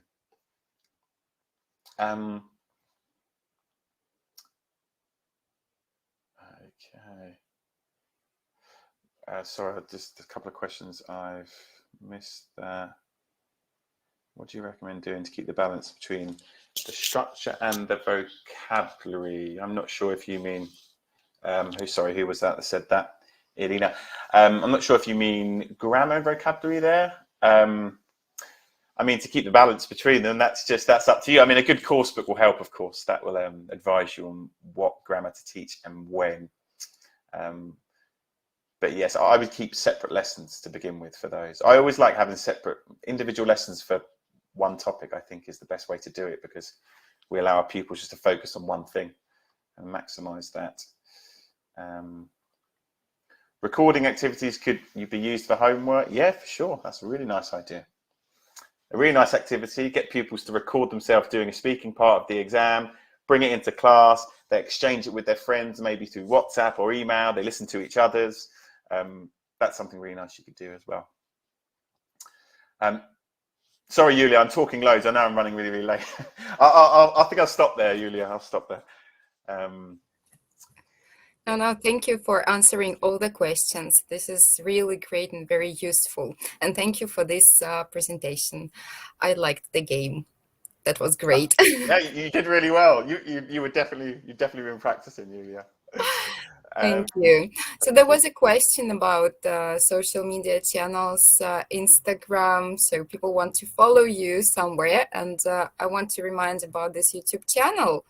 Yeah, right? Of course, yeah. Yes. Well, yeah, I am on Instagram. My professional account is my name, Greg Wagstaff, ELT.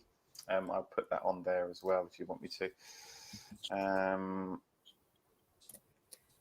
ELT, that's that. And then, of course, yeah, Learning at Cambridge as well. That's the channel I work for. So you can see some of my videos, hopefully. But there's 9 presenters on there, and they're all great. They're all really, really good. So yeah, I hope to see you there.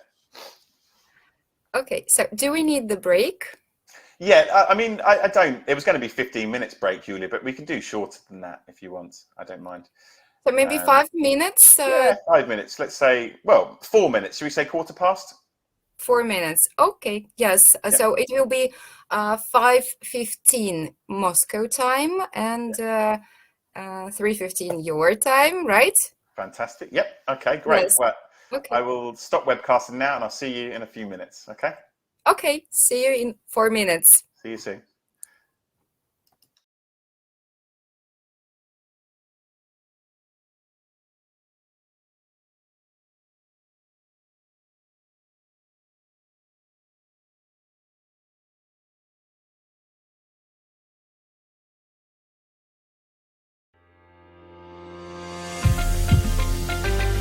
Are you preparing for your Cambridge English exam?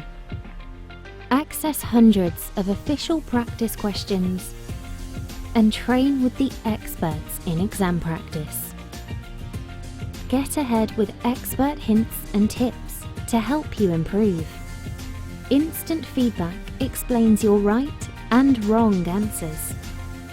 And unlimited attempts boost your confidence. Test and train, the exam workout that counts.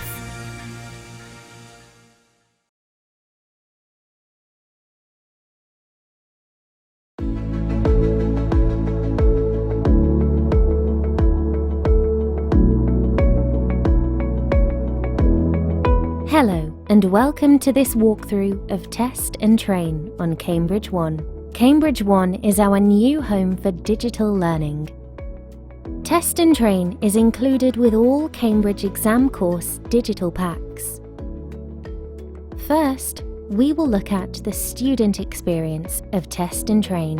Here, the student can see My Progress, My Homework, and Test and Train exam practice. The student can access exam practice at any time for exam task training. This is a reading and use of English task. Hints and tips help guide the student through the task.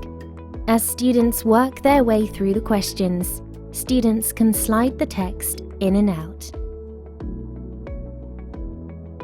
Students select the correct answers and then check. Students click on the menu at the top to select the exam paper and part that they want to focus on. This is a listening task. Students listen to the audio and then answer questions. The audio always stays in view.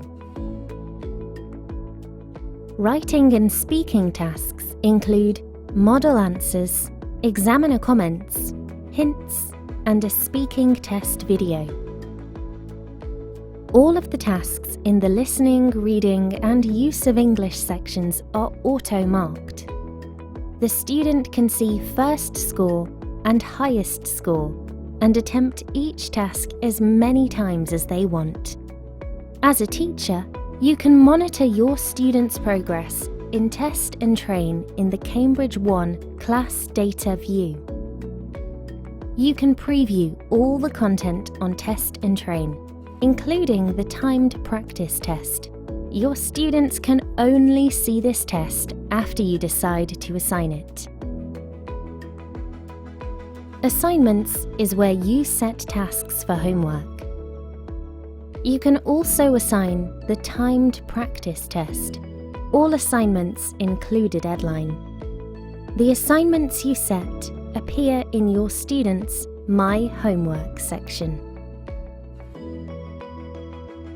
I hope you have enjoyed this walkthrough of Test and Train on Cambridge One.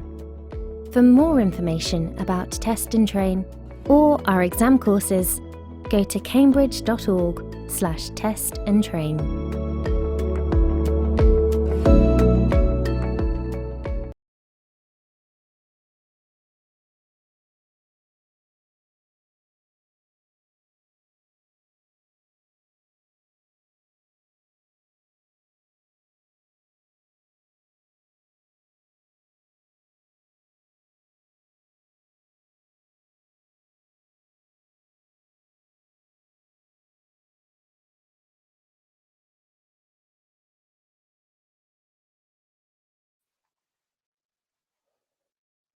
Hello, everybody, and welcome back to my second session today. My second session for all you people out there. Hello again, Christina. You're first off the mark. Thank you. Hi to see you. Hi to see you. Nice to see you. And welcome back. So I'm going to begin again by just saying, if you're new to this, I want to practice my Russian. Здравствуйте, рад видеть вас, which I believe means hello and welcome. I can't pronounce that first word. Anyway, it's the thought that counts. So welcome, guys. Today, now, we looked previously at, at speaking. Now we're looking at spicing up listening, okay? So this is basically a session about how we can maybe make our listening classes a bit more interesting, a bit more engaging, and a bit more effective for our pupils. So, yeah, I'm Greg Wagstaff, a teacher and teacher trainer, and I also work for the Cambridge English YouTube channel, Cambridge University Press YouTube channel, Learn English with Cambridge. Lots of great presenters. Oh, hey, Julia, how you doing? Sorry, I just got started, Julia. I thought I would start. But yes, that's great. So yeah, please check out the channel if you haven't seen. Oh, should I stop, Julia?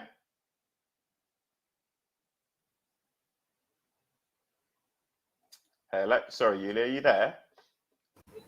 Hi, Greg. I'm here. Can you hear me? I can hear you. Yeah, I can't see you. No, I'm without camera at the moment. So yes, please continue. So everything is great. Okay.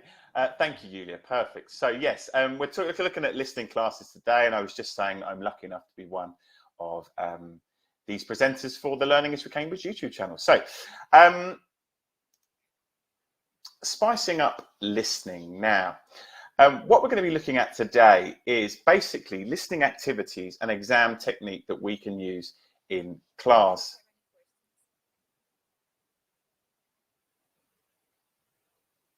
Thank you, Julia. Sorry, Julia, can you hear me?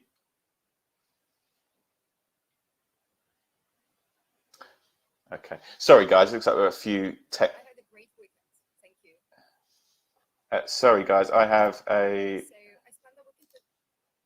Sorry, I had a technical problem there. Forget everything. I'm back in the room. Okay. So, guys, what we're looking at today, is spicing up listening. So, what the idea is that listening activities and exam technique, I'm going to hopefully give you guys a few ideas for that today. So what we're going to do is we're going to look at ideas before the listening, ideas that we can do that hopefully mean our pupils get the most out of the listening. Secondly, during listening, things, maybe techniques or activities that we can use when our pupils do a listening in order to improve. And then, of course, post-listening as well, what we can do to improve them. I often find in my time as a teacher trainer that listening classes can often be the most difficult to maybe spice up and maybe make a bit more difference. So hopefully I'm going to give you some ideas today that can make it a bit more engaging and effective for your students. Of course, finally at the end I'm going to have time for questions again, but today's session, like last session, it's really practical. Again, I'm going to repeat the point if you're new here. I'm a teacher trainer, but I'm a teacher first. I like to give webinars that are full of practical activities that people can use. I like to think like a teacher, and so I like to make my webinars the same. So it's practical and it's interactive. Okay, there's going to be lots of tasks. So I know some of you done this last time, but just if you're new to the session, I know there's some new people. Could you again show me you know where the chat box is, and put your name, please. Put your name and where you're from. If you've answered that question already, tell me your name, of course, and then tell me where you last went on holiday. I don't know. Might have been a long time ago, before COVID now, but so just tell me. Hello, Alexander. Edina went to Turkey. Okay. Oh, we've got someone from Cambodia. Lovely. Sochi, the Winter Olympics. Elena, holiday in Spain. Okay, great. You live in Turkey. Svetlana from Crimea. Thank you. Armenia. Okay, cool. Yana went to London. Oh, wow. Okay. Went to Crete. Okay, that's great. So, yeah, it's really important that you know where the chat box is, because like I said, there's lots of tasks today which you interact with. So your first task is straight away, and it's kind of a simple question, really. But But your first task, it's important for me to know what your issues are in class to help me get you the most from this webinar. So I would just like you to comment, please, with what do you find most challenging about teaching? It could be more than one thing, but please let me know, what do you find most challenging about teaching? And hopefully we can try and remedy some of them today. Connected speech, oh yeah, that is difficult.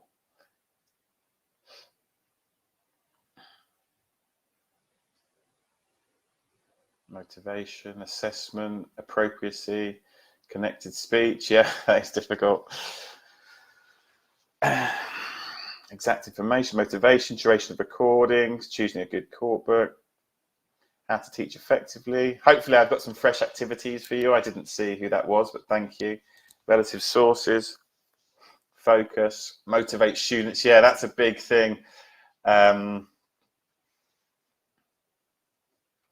Distractors, oh, I hate distractors. Strategies, focus. Okay, so yes, you've pretty much said some of the things that I find difficult. Now, of course, I'm a teacher and I'm lucky enough to be in this position here where I'm giving a teacher training session, but I have problems with my listening classes. I still have problems, or I had problems as well before. So I'm not going to pretend I'm perfect, because I'm not. No teacher is. But some of the challenges that I face, this is one of my first one, is maybe a lack of variation. Now, I often go into, in listening, there's kind of a standard format which we follow, and that's the exam format. Now, that's the idea that you read the questions, everyone listens once, think about your answers, everybody listens twice, and then you put your answers. That's the variation we have, not much variation on the format. So hopefully give you some ideas on how we can mix up the format of a listening. Pupils' attitudes, lots of people said this, motivation. Now, I think attitudes is linked to difficulty, and pupils do find listening difficult. Now, I've got my ideas about why that is. I'm going to talk about that more later, but how often do you have it in class where you say, right, we're just going to do a listening, can you listen to this? And then you hear that, oh, yeah, pupils sometimes aren't fans of it. So hopefully we can try and improve their motivation and attitude today. Slow progress. That's a difficult one. It's too many sides, Olga. Yeah, too many sides in my class too. Slow progress. Now that's the problem with listening, is that you get told if your answers are right or wrong, and then after that, that's the only sign of progress you have. How do you know you're really getting better at listening? It's quite a difficult thing to do, and it's often quite slow as well. You don't see the changes, or they're very, very small. And then finally, how to improve. What do I do? Okay, and that's the main message from today, is hopefully I can give you some ideas to make your classes a bit more fresher. Okay, so listening challenges. Now, pre-listening. What I've got here is I've got both an idea for an activity in class that you can use, and an activity but that's kind of exam technique for your pupils as well. So it's your second task, so I need you please to put in the chat box, in a minute. First of all, your first task, could you read the options for me please? I'll give you 10 seconds just to read the options.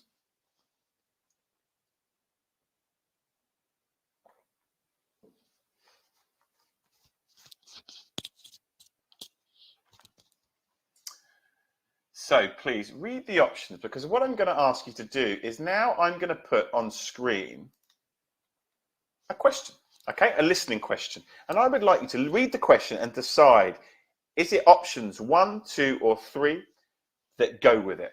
Which set of options go with the question? So here's your question. Please comment 1, 2, or 3. Which set of options go with the question, please?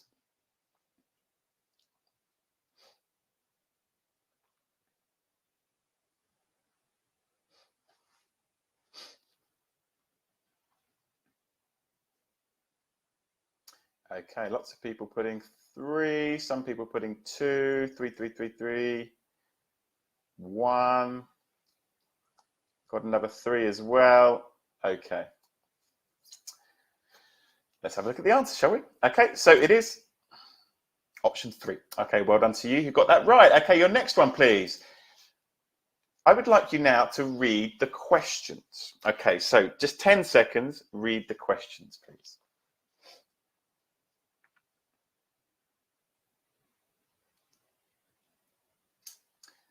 And what I'm going to ask you to do is, this time, I'm going to show you one option, and I would like you to decide which question goes with the option. So, here we go. There's your option.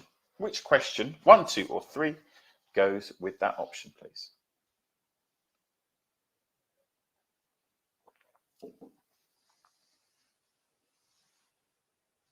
Lots of ones. It's like binary, looking at the chat here. Okay, well, I think we've pretty much got it. And of course, it is number 1, please. Okay, now this is the final part of the activity and a little bit more difficult. Okay, so first of all, can you read the 9 separate options, please? Just read the 9 separate options, please.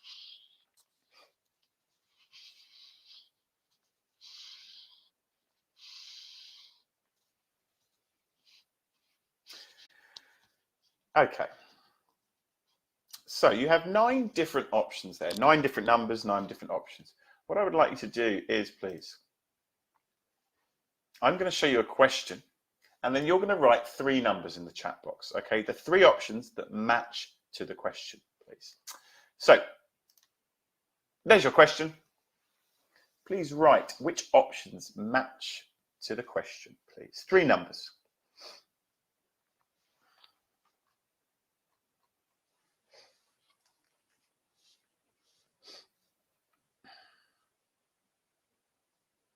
Okay, thank you, Maria. You're the first.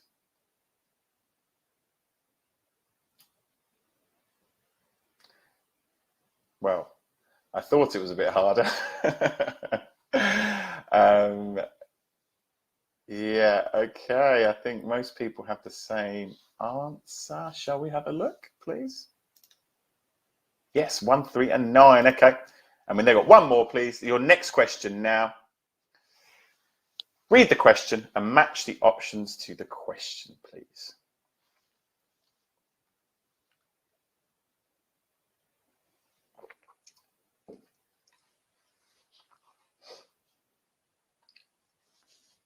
Okay, lots of answers coming in. Again, lots of people putting the same answer, which is a good sign, of course. Okay, shall we have a look at the answer? Okay, let's have a look. 4, 5, and 7. So most of you got that correct. Guys, brilliant participation. Thank you very much. Now, so what we did there was a matching option or matching question activity. And this is something I like to do in my classes before listening. And I like to do it as well because I feel that it ensures that your pupils, they're fully prepared to listen. And I'll explain why. Now, before doing a listening activity, I used to ask my pupils to read the question, okay, which is great. I was like, read the question, okay? Now, the difference is doing this type of activity before a listening, okay, it takes a bit more time, is much, much more engaging and effective than asking your pupils just to read the questions, because essentially what you're doing there, when you're matching and you're reading the language in detail and you're thinking about what it means and what option can go with that, you're processing that language really deeply, really cognitively and really deeply. Whereas sometimes I think when pupils read, are they processing the language or are their eyes just moving across a page? Yes, taking the time, maybe a few minutes to prepare this type of activity before listening will ensure our pupils, are these questions connected to the audio topic? Yes, of course, Tatiana. What you would do is, say you have 8 questions in a listening, for example, you can change the questions and the options, mix them up and make this kind of activity. Because for me, what it means is that your pupils process the language so much more deeply and they're so much more ready to receive the information from the listening because they've thought about the language much more. It can also be fun as well. You can make it competitive in class. And yeah, it's ideal for multiple choice activities. So that could also be exam activities, for example, part 1 and part 4 of the B2 exam or the first exam. If you want to make it a bit more challenging, you could use more options, okay? Or group together similar options as well. Of course, mine were kind of easier because the topics were kind of obvious, but maybe you could make it more challenging by adding your own options in that are similar to the topic. That's something for you to decide. And this is something I love doing in class.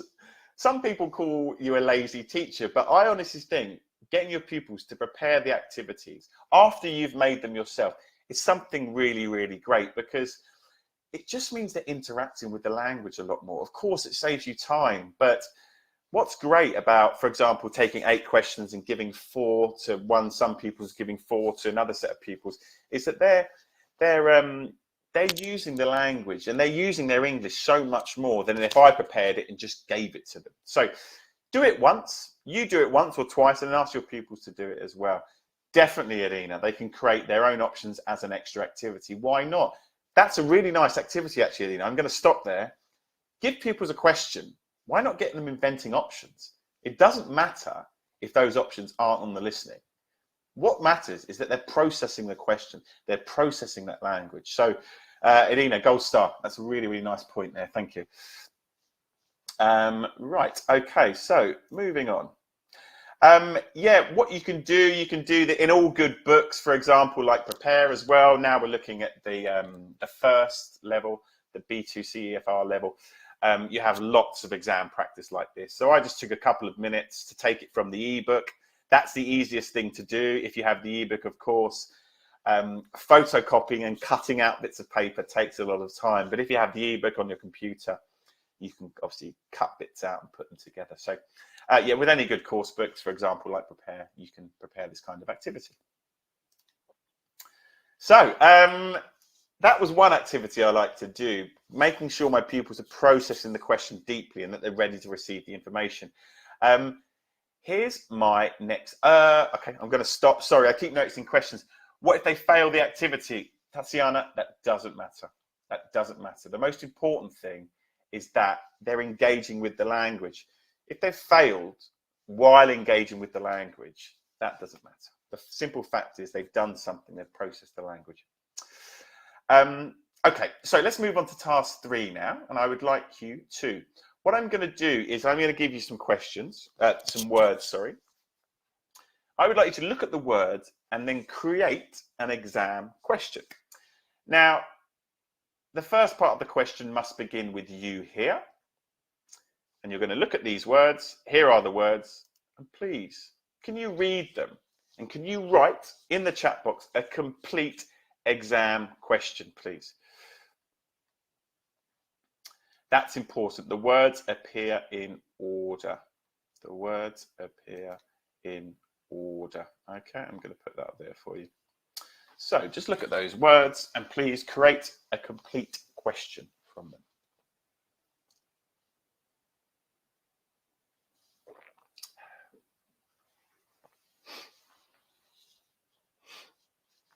So the first part of your question is you hear. You hear. Blah, blah, blah, blah. Okay, so please put in the exam in the chat box the complete question, please.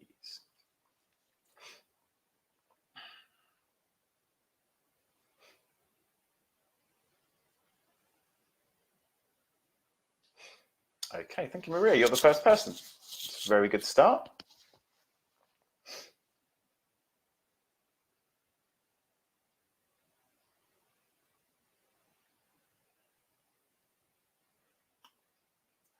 Okay, so I'm going to give you a bit more time. I appreciate this is a bit of typing.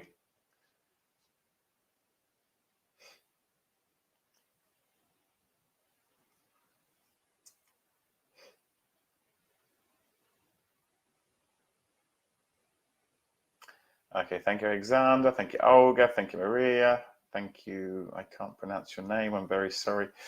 Okay, we're going to have a look. Okay, so I've got lots of answers. Okay, now I would like you please to have a look at the answer. Now, What's important is not that you have the perfect words. That's kind of impossible, okay? What is important is that more or less you have the correct meaning. So, for example, Irina, the last answer there, yours is correct. That's fine because you have it pretty much correct, okay? It's the meaning. Again, another Irina, Katarina, yeah, you got the first part of the question. It's just the meaning, okay? Now, we're going to do this activity again. I've got a different one for you, please, okay? I would like you to write a full exam question from the words given, and these are your words, please.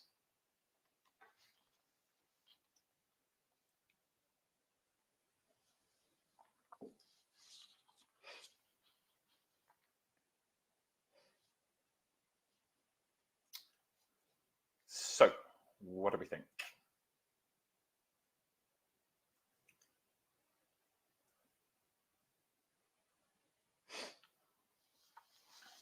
Don't be shy. Please comment with what could the question be. So remember, the exact words, I'm not looking for the exact words. That's very, very difficult. More or less the same meaning. More or less the same meaning.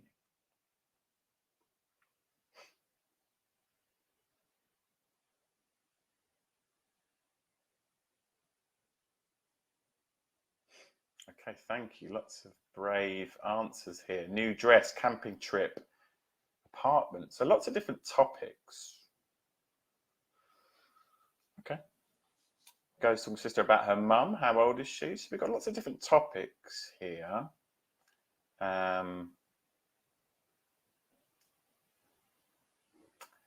Okay, so let me show you the answer as well, please, okay?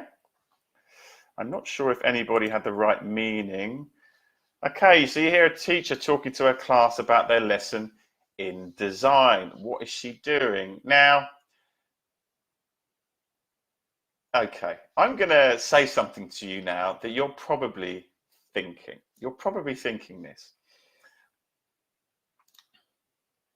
Now, one of these was much easier than the other. Okay, so you've got two options there. You've got A and B, and one was much easier than the other, I think. Could you just please comment with which question was easier to form? A or B, please? A or B?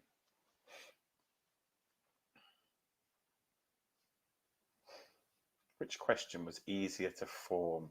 A or B? And please comment with why. Why do you think, as well, why do you think it was easier to form?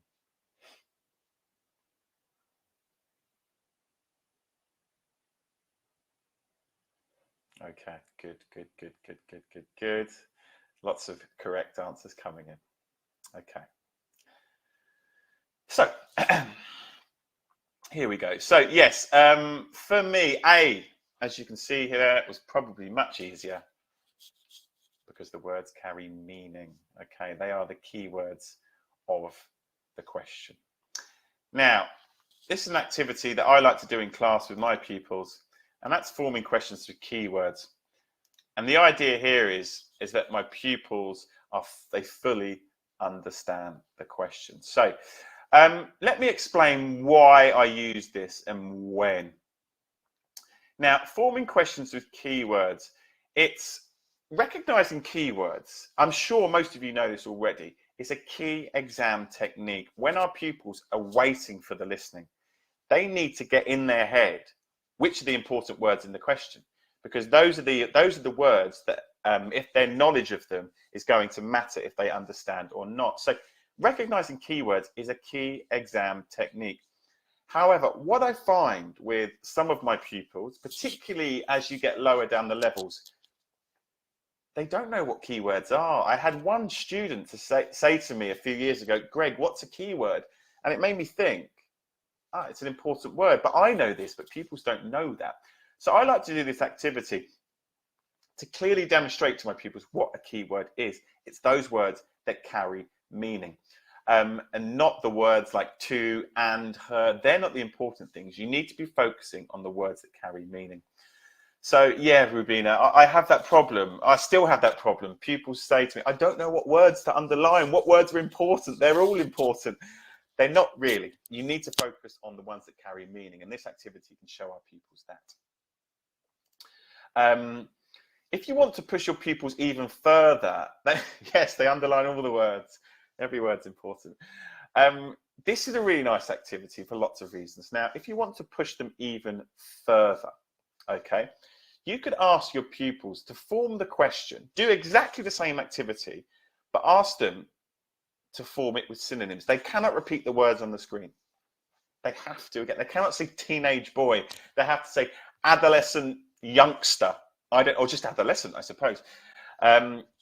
Adolescent boy, maybe. Because what that does a few things. Of course, it gets them thinking about the language a lot more. And it's very likely that the answer to a question is going to be a synonym as well. So you're preparing them for the answer even more. Again, if you want to push them even further, you can include the options in the activity. So not only are they recreating the question, but they're also recreating the keywords as well. So you could do that as an extra push. And again, get pupils to make their own. Okay, once you've done this once in class, say to pupils, right, there's a question for you, question for you, question for you, question for you. And ask your pupils to recreate what you did there as well. And you can get them moving around and changing bits of paper. So yeah, for me, keywords is really important. It's really important that they do it, but let's tell them how to do it as well. Okay, so before listening, what we've looked at the idea of matching options to question and cognitively processing that language really deeply. And of course, making sure our pupils are clear on what keywords they should be using. So we're going to look at an activity or a tool, a technique, a tool that I like to use in class. And I've noticed this was in George and Victoria's presentation, not obviously, but it was in there. And it's something for me, this technique is a really, really important way of making your listening classroom a bit more dynamic, but most importantly, helping change your pupils' attitudes to listening. A lot of you said in the beginning that motivation can be a problem. So I think this activity is quite nice, and because it can change your pupils' attitudes to listening a little bit. So let's have a look. So what you need, first of all, just have a think. I'd like you, in your head, don't comment, please. What activity interests you more? Do you like skateboarding more, or do you like listening to music more? Just think in your head. Do you like skateboarding or listening to music more? So remember, in your head, skateboarding or listening to music, please. Now what you need is 2 ingredients for the next activity. One of them is a mobile phone. So please, if you have a mobile phone, can you get it ready? And then what you need to do with your mobile phone is one of 2 things. If you have an iPhone, can you open your camera, please? If you have an Android, can you open your QR code reader, please?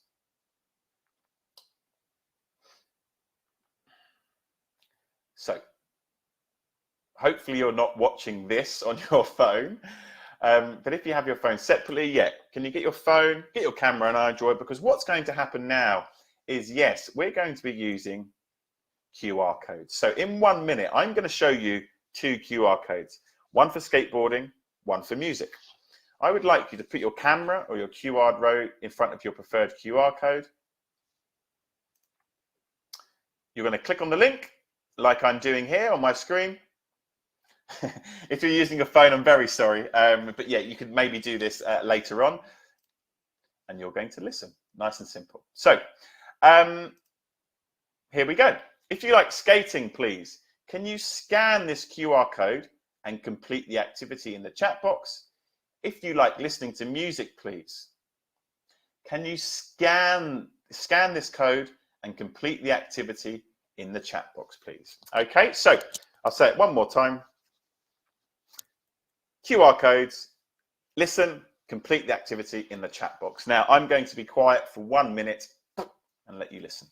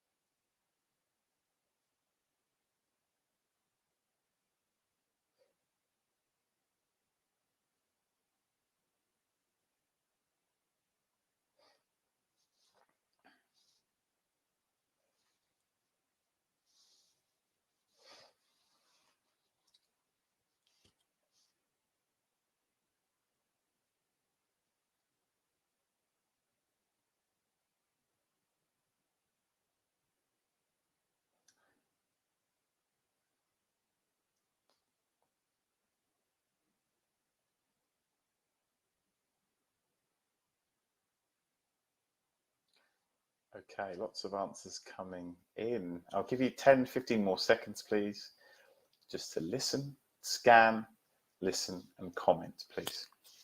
Scan, listen, and comment, please.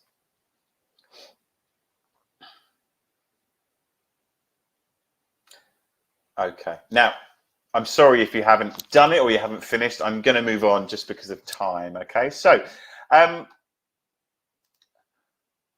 using QR codes for listening activities. Now, yeah, in George and, oh, Victoria, sorry, I nearly forgot your name there, Victoria. In George and Victoria's thing, you can see there was QR codes. Then you can use that to scan websites, but why not use them in class as well for listening activities, okay?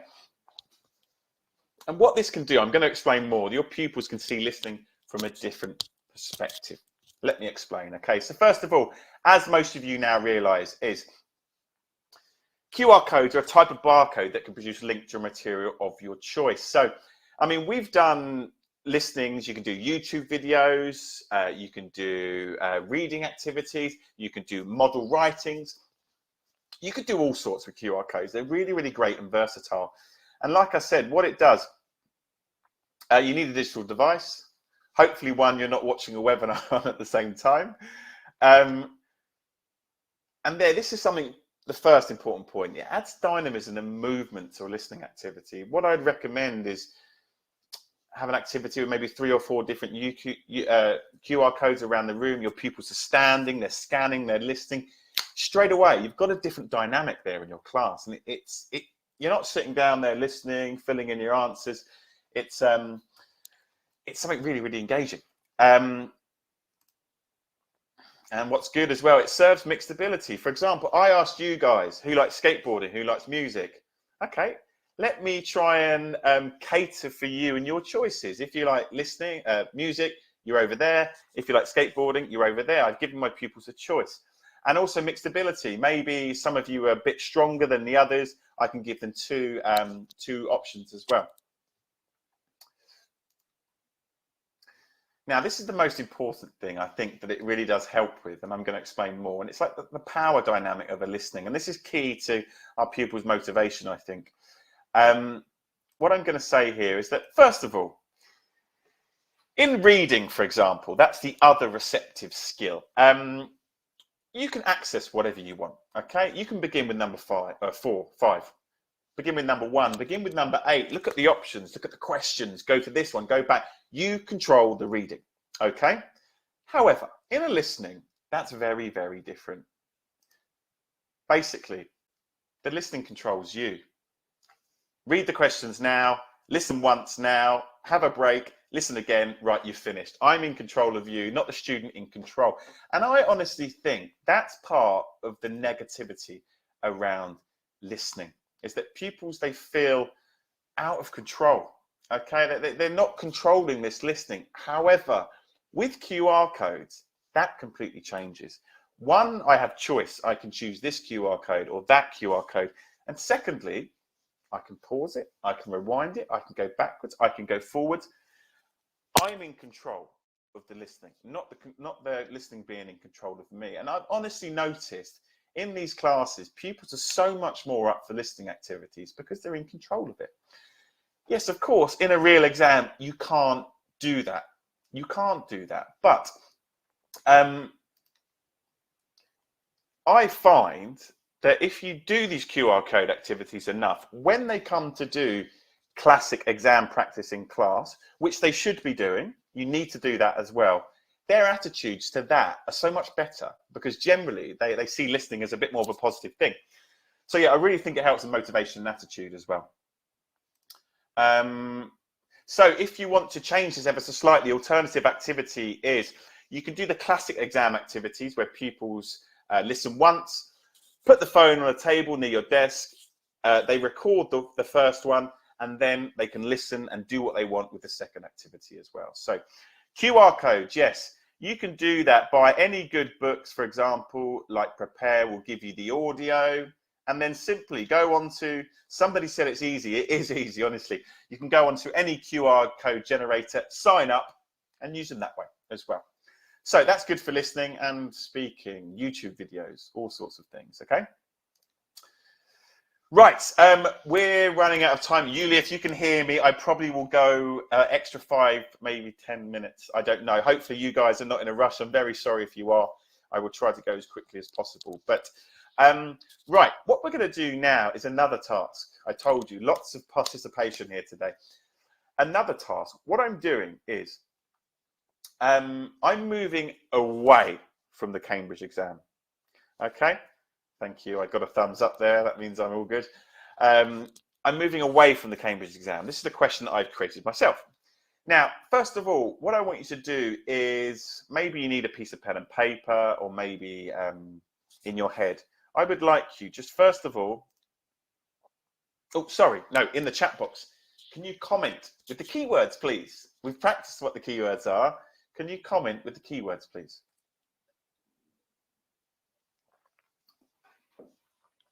You hear a girl phoning about a party. Why is she phoning her friend? Girl phoning friend, party, why? Yeah. Girlfriend, party, why? Why phoning? I think that's important. Why phoning? So party, friend, why phoning, party? Why party? Okay. So the keywords, yeah, the keywords for me are probably girl phoning, friend, party, why phoning. Again, so maybe phoning twice, I would say. So those are the keywords. Now, what we're going to do is, I'm sorry if you don't have your phone or you can't use your phone. I'm going to put a QR code on screen, and I would like you to listen and make notes, maybe in your head or maybe on your piece of paper, about the answer. Now, this is important. You're not making notes on everything. You're making notes on the answer. You're not making notes on when she phoned. No, no, no. You're not making notes on how she phoned. You're only making notes on why she's phoning her friend. Okay, that's important. So, yeah, you're going to make notes on the answer. I'm sorry, Margarita, if you're one of those people that are using their phone. I'm very sorry. But yeah, listen once. Make notes on the answer. Why is she phoning her friend, please? I'm going to be quiet again now for a minute.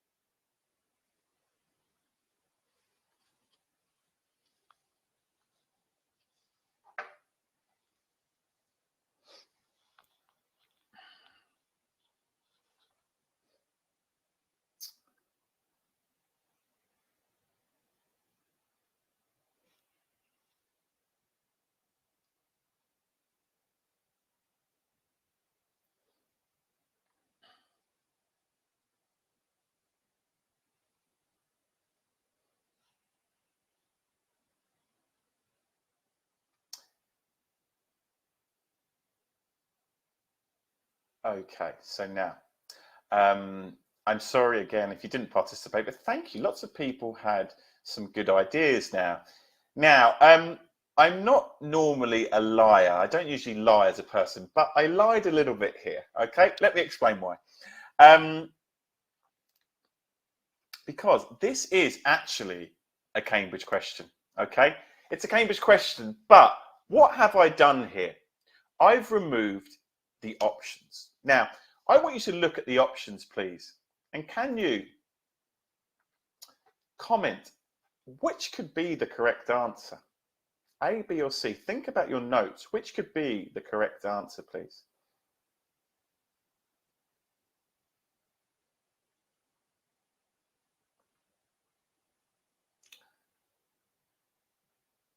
Okay, so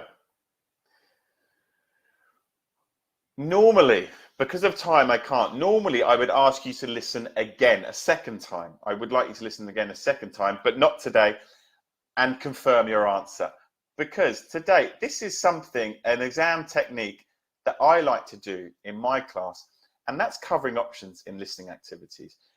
this is, I think, honestly, a really good exam technique your pupils can use in class or in the exam, and let me explain why. Now, I think doing this means your pupils actually listen, okay? Now, this is something, like I said, pupils can use in the exam, and what it means your pupils just listen. My biggest problem that I find with my pupils is when they have a question and options, they're thinking about, of course, 2 wrong answers, 2 right answers. They're listening, they're reading, they're thinking that word, maybe that's good. Oh, what was that word? Oh, maybe it matches with this one. Oh, they said this. Are they really listening? They're kind of reading, kind of thinking too much, and they're not really listening. As an activity like this allows them to trust themselves and allows them to just listen. Of course, in class, I would recommend the second listening, then they look at the options. But the first listening, maybe it's a nice idea not to listen to the options either. I would recommend that, you combine this with the traditional exam format, of course. You should never just do this in class and never just do the exam format. But covering options, honestly, it really lets your pupils just listen. And it allows them to rely on their natural talent for listening. Okay, so I'm going to go quite quickly here. Now, we looked during the listening using QR codes, which are really, really cool, or possibly covering the options when your pupils are doing a listening. We're quickly going to have a look at activity post-listening now, okay? So I'm going to quickly just describe a situation to you.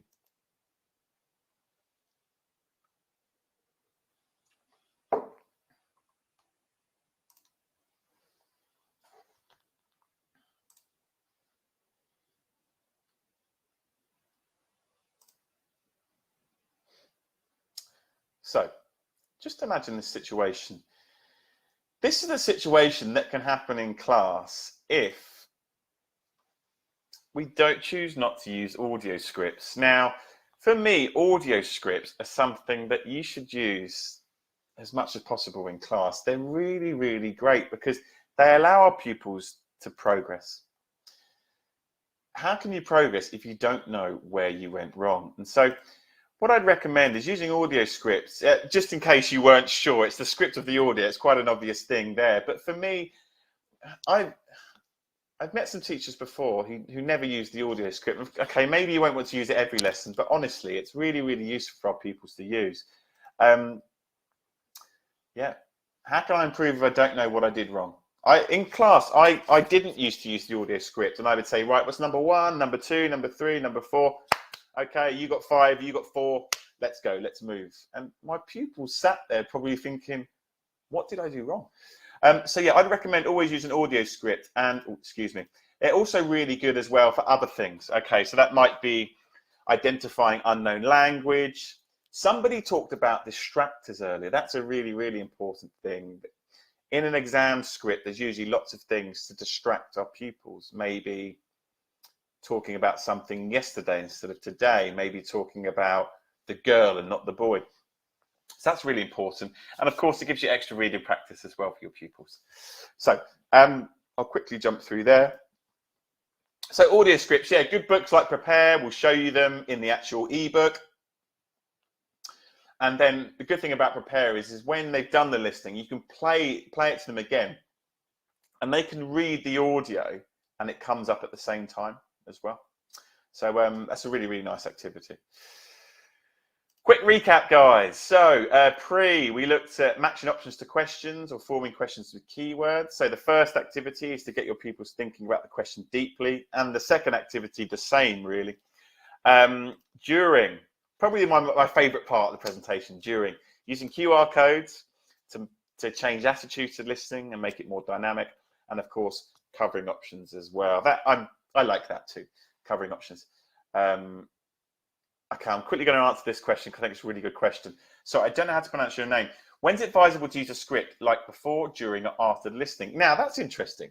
If you'd have asked me a few years ago, I'd say after, of course. You always say after. However, there's nothing, you can improve a pupil's listening by maybe not even doing a listening exercise, maybe giving them the tape script and asking your pupils, okay, read the tape script. What could a question be? What could the options be? You can actually learn a lot from a tape script, and maybe not even doing a listening, you can improve your students as well. So it could be before or after. Most people assume it would be listening after, using it after listening, but you can use it before and after as well, before and during too. So QR codes, covering options, I'm a big fan of.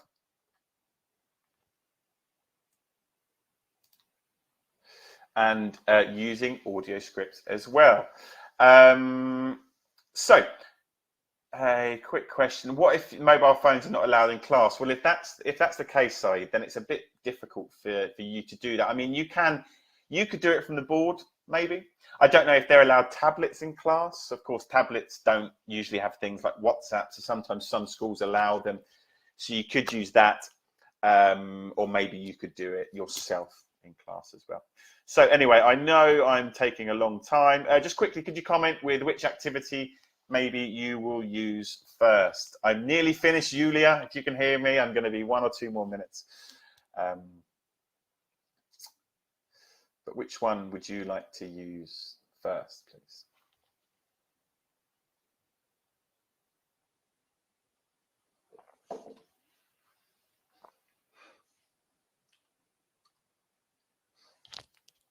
Lots of people talking about QR codes and matching options or covering options.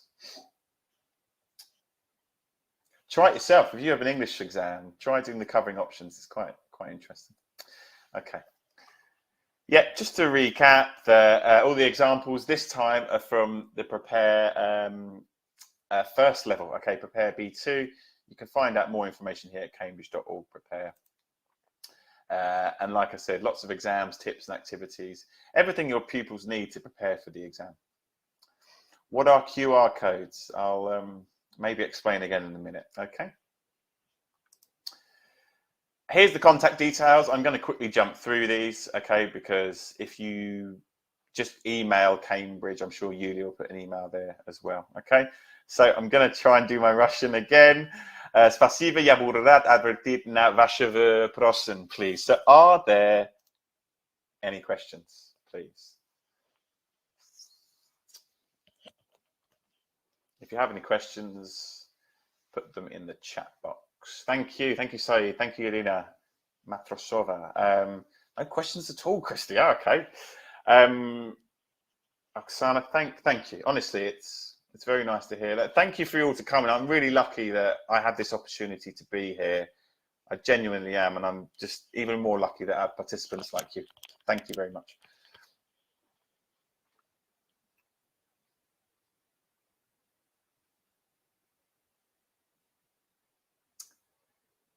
Thank you, guys. If the speaking's very difficult. That's something I found out the other day. What you can do, if the speaking's very difficult and very fast, often, thank you, everybody. I can see lots of thank you messages coming in, really, really good. What I find, sorry, I didn't see your name, when pupils first come up to a new level, the listening suddenly blow their mind. So you can do a few things. QR codes is one, because they can control the listening. They can pause it, they can go back. On some software as well, what you can do is actually slow down the listening. So when they're talking a bit like this. Pupils laugh at it, but it's really, really nice technique of just helping your pupils maybe make that jump between, say, preliminary and first, for example.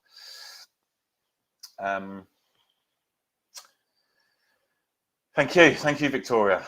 Honestly, I'm very lucky to be here.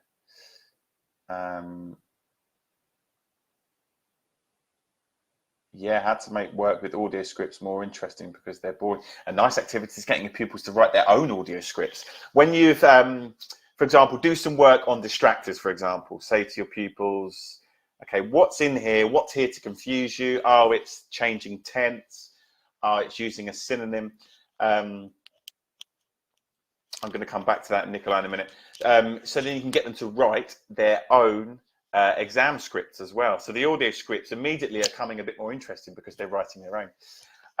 Nicola, I saw what you said about, is it unfair to let them listen more than twice? Now, I know what people say. Of course, in the exam, you don't listen more than twice. You listen twice and that's that. But I think the effects that it has on confidence and the motivation that they get from being in control of the listening is worth it. And why do we have to listen twice? Why can't we listen more? Why can't we have it in our hand? Of course, in the exam, they have to listen twice. They have no choice. But there's nothing stopping you in class doing whatever you want with that listening. Change it. And I like to give my pupils the power, the control, the increased motivation to have to be able to have it on their phones and listen more than once. Yes, in IELTS they listen once. Yeah, of course. So that's an important message. You don't have to practice. Your pupils don't have to be prepared for the exam exactly how they do it in the exam. Of course, they need some proper exam practice sometimes. But it doesn't have to be exactly the same. It's like, I don't know if you were in my previous webinar, but it's like football matches and football training. Football teams don't prepare for matches by playing matches. They prepare by focusing on little skills at a time. Yeah, let them listen more often until they can do it better. Thank you, Kesnia. I don't know how to pronounce your name. Okay, I'll give you just another minute or two for more questions.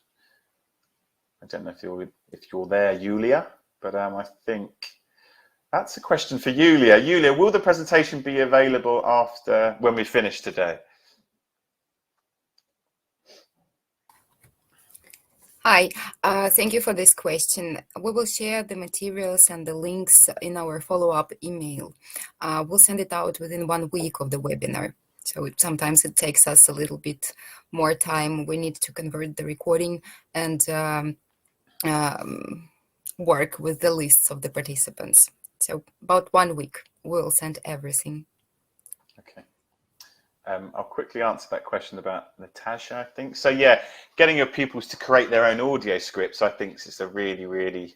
Okay, what I do from the beginning is I have one lesson where I tell them about audio scripts and things that are there to confuse them, things that are there to distract them.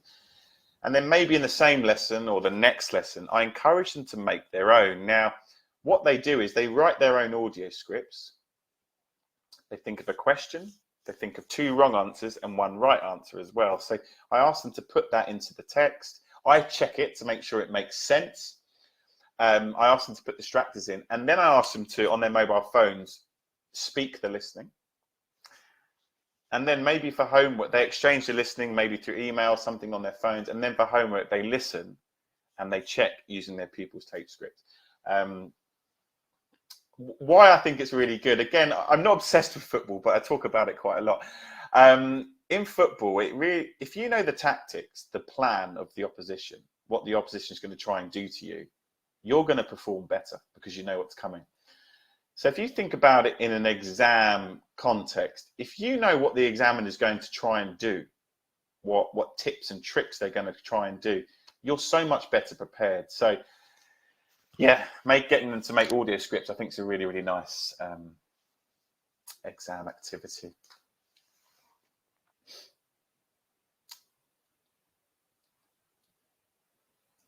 Okay, I'll just one last opportunity for any questions, guys. Do you get the participant certificate? That's a question for Julia, I think. Yes, there will be certificates of attendance. We will share them in our follow-up email. Okay. Okay, Julia, I think that's probably it. Thank you for this session, and thank you for answering all the questions. Judging by the comments, the participants found the content of your presentations very useful and helpful. So I'm sure that they will use these tips, these recommendations during the school year. Thank you very much for joining us today. That was really great. Thank you, Julia. And yeah, I hope to see you all in person next time. Yes, thank you. Okay. So, dear colleagues, just a reminder, the event was recorded and the video will be added to our YouTube channel, Cambridge Assessment English Russia. I'm sharing the link in the chat box. Here it is. Please follow the link and subscribe. Tomorrow we have Cambridge Back to School Conference Day 2, and the day after tomorrow there will be Day 3. So tomorrow we are going to talk about reading, and the third day of our conference is devoted to writing. If you haven't registered yet, please do it. I'm sharing the links in the chat box.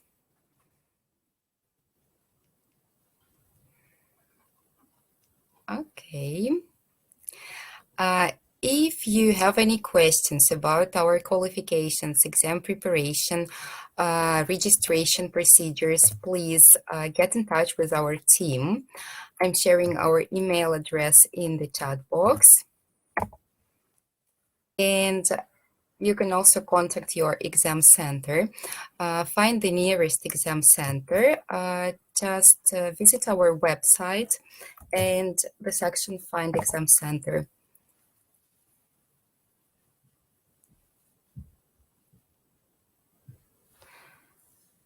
Allah, sorry, I don't understand your question. Could you clarify? So,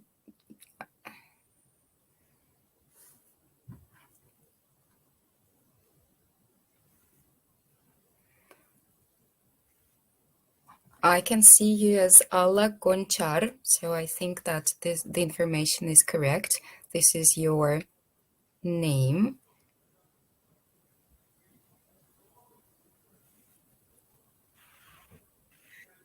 Okay, great. So if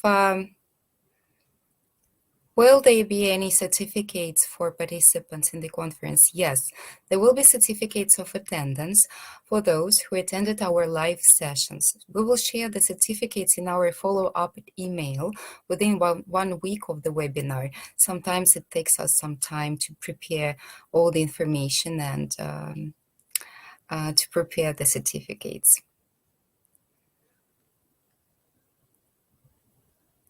Allah, I think that's because there are so many comments in the chat box. That's why.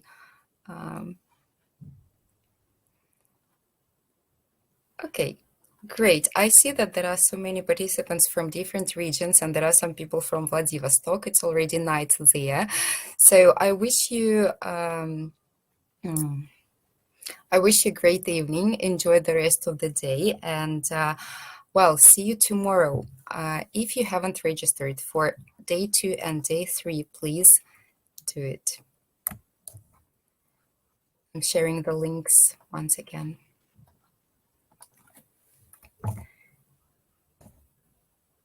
And thank you for being such active participants. That was really great. Thank you for your participation, and thank you for this great feedback that we can see in the chat.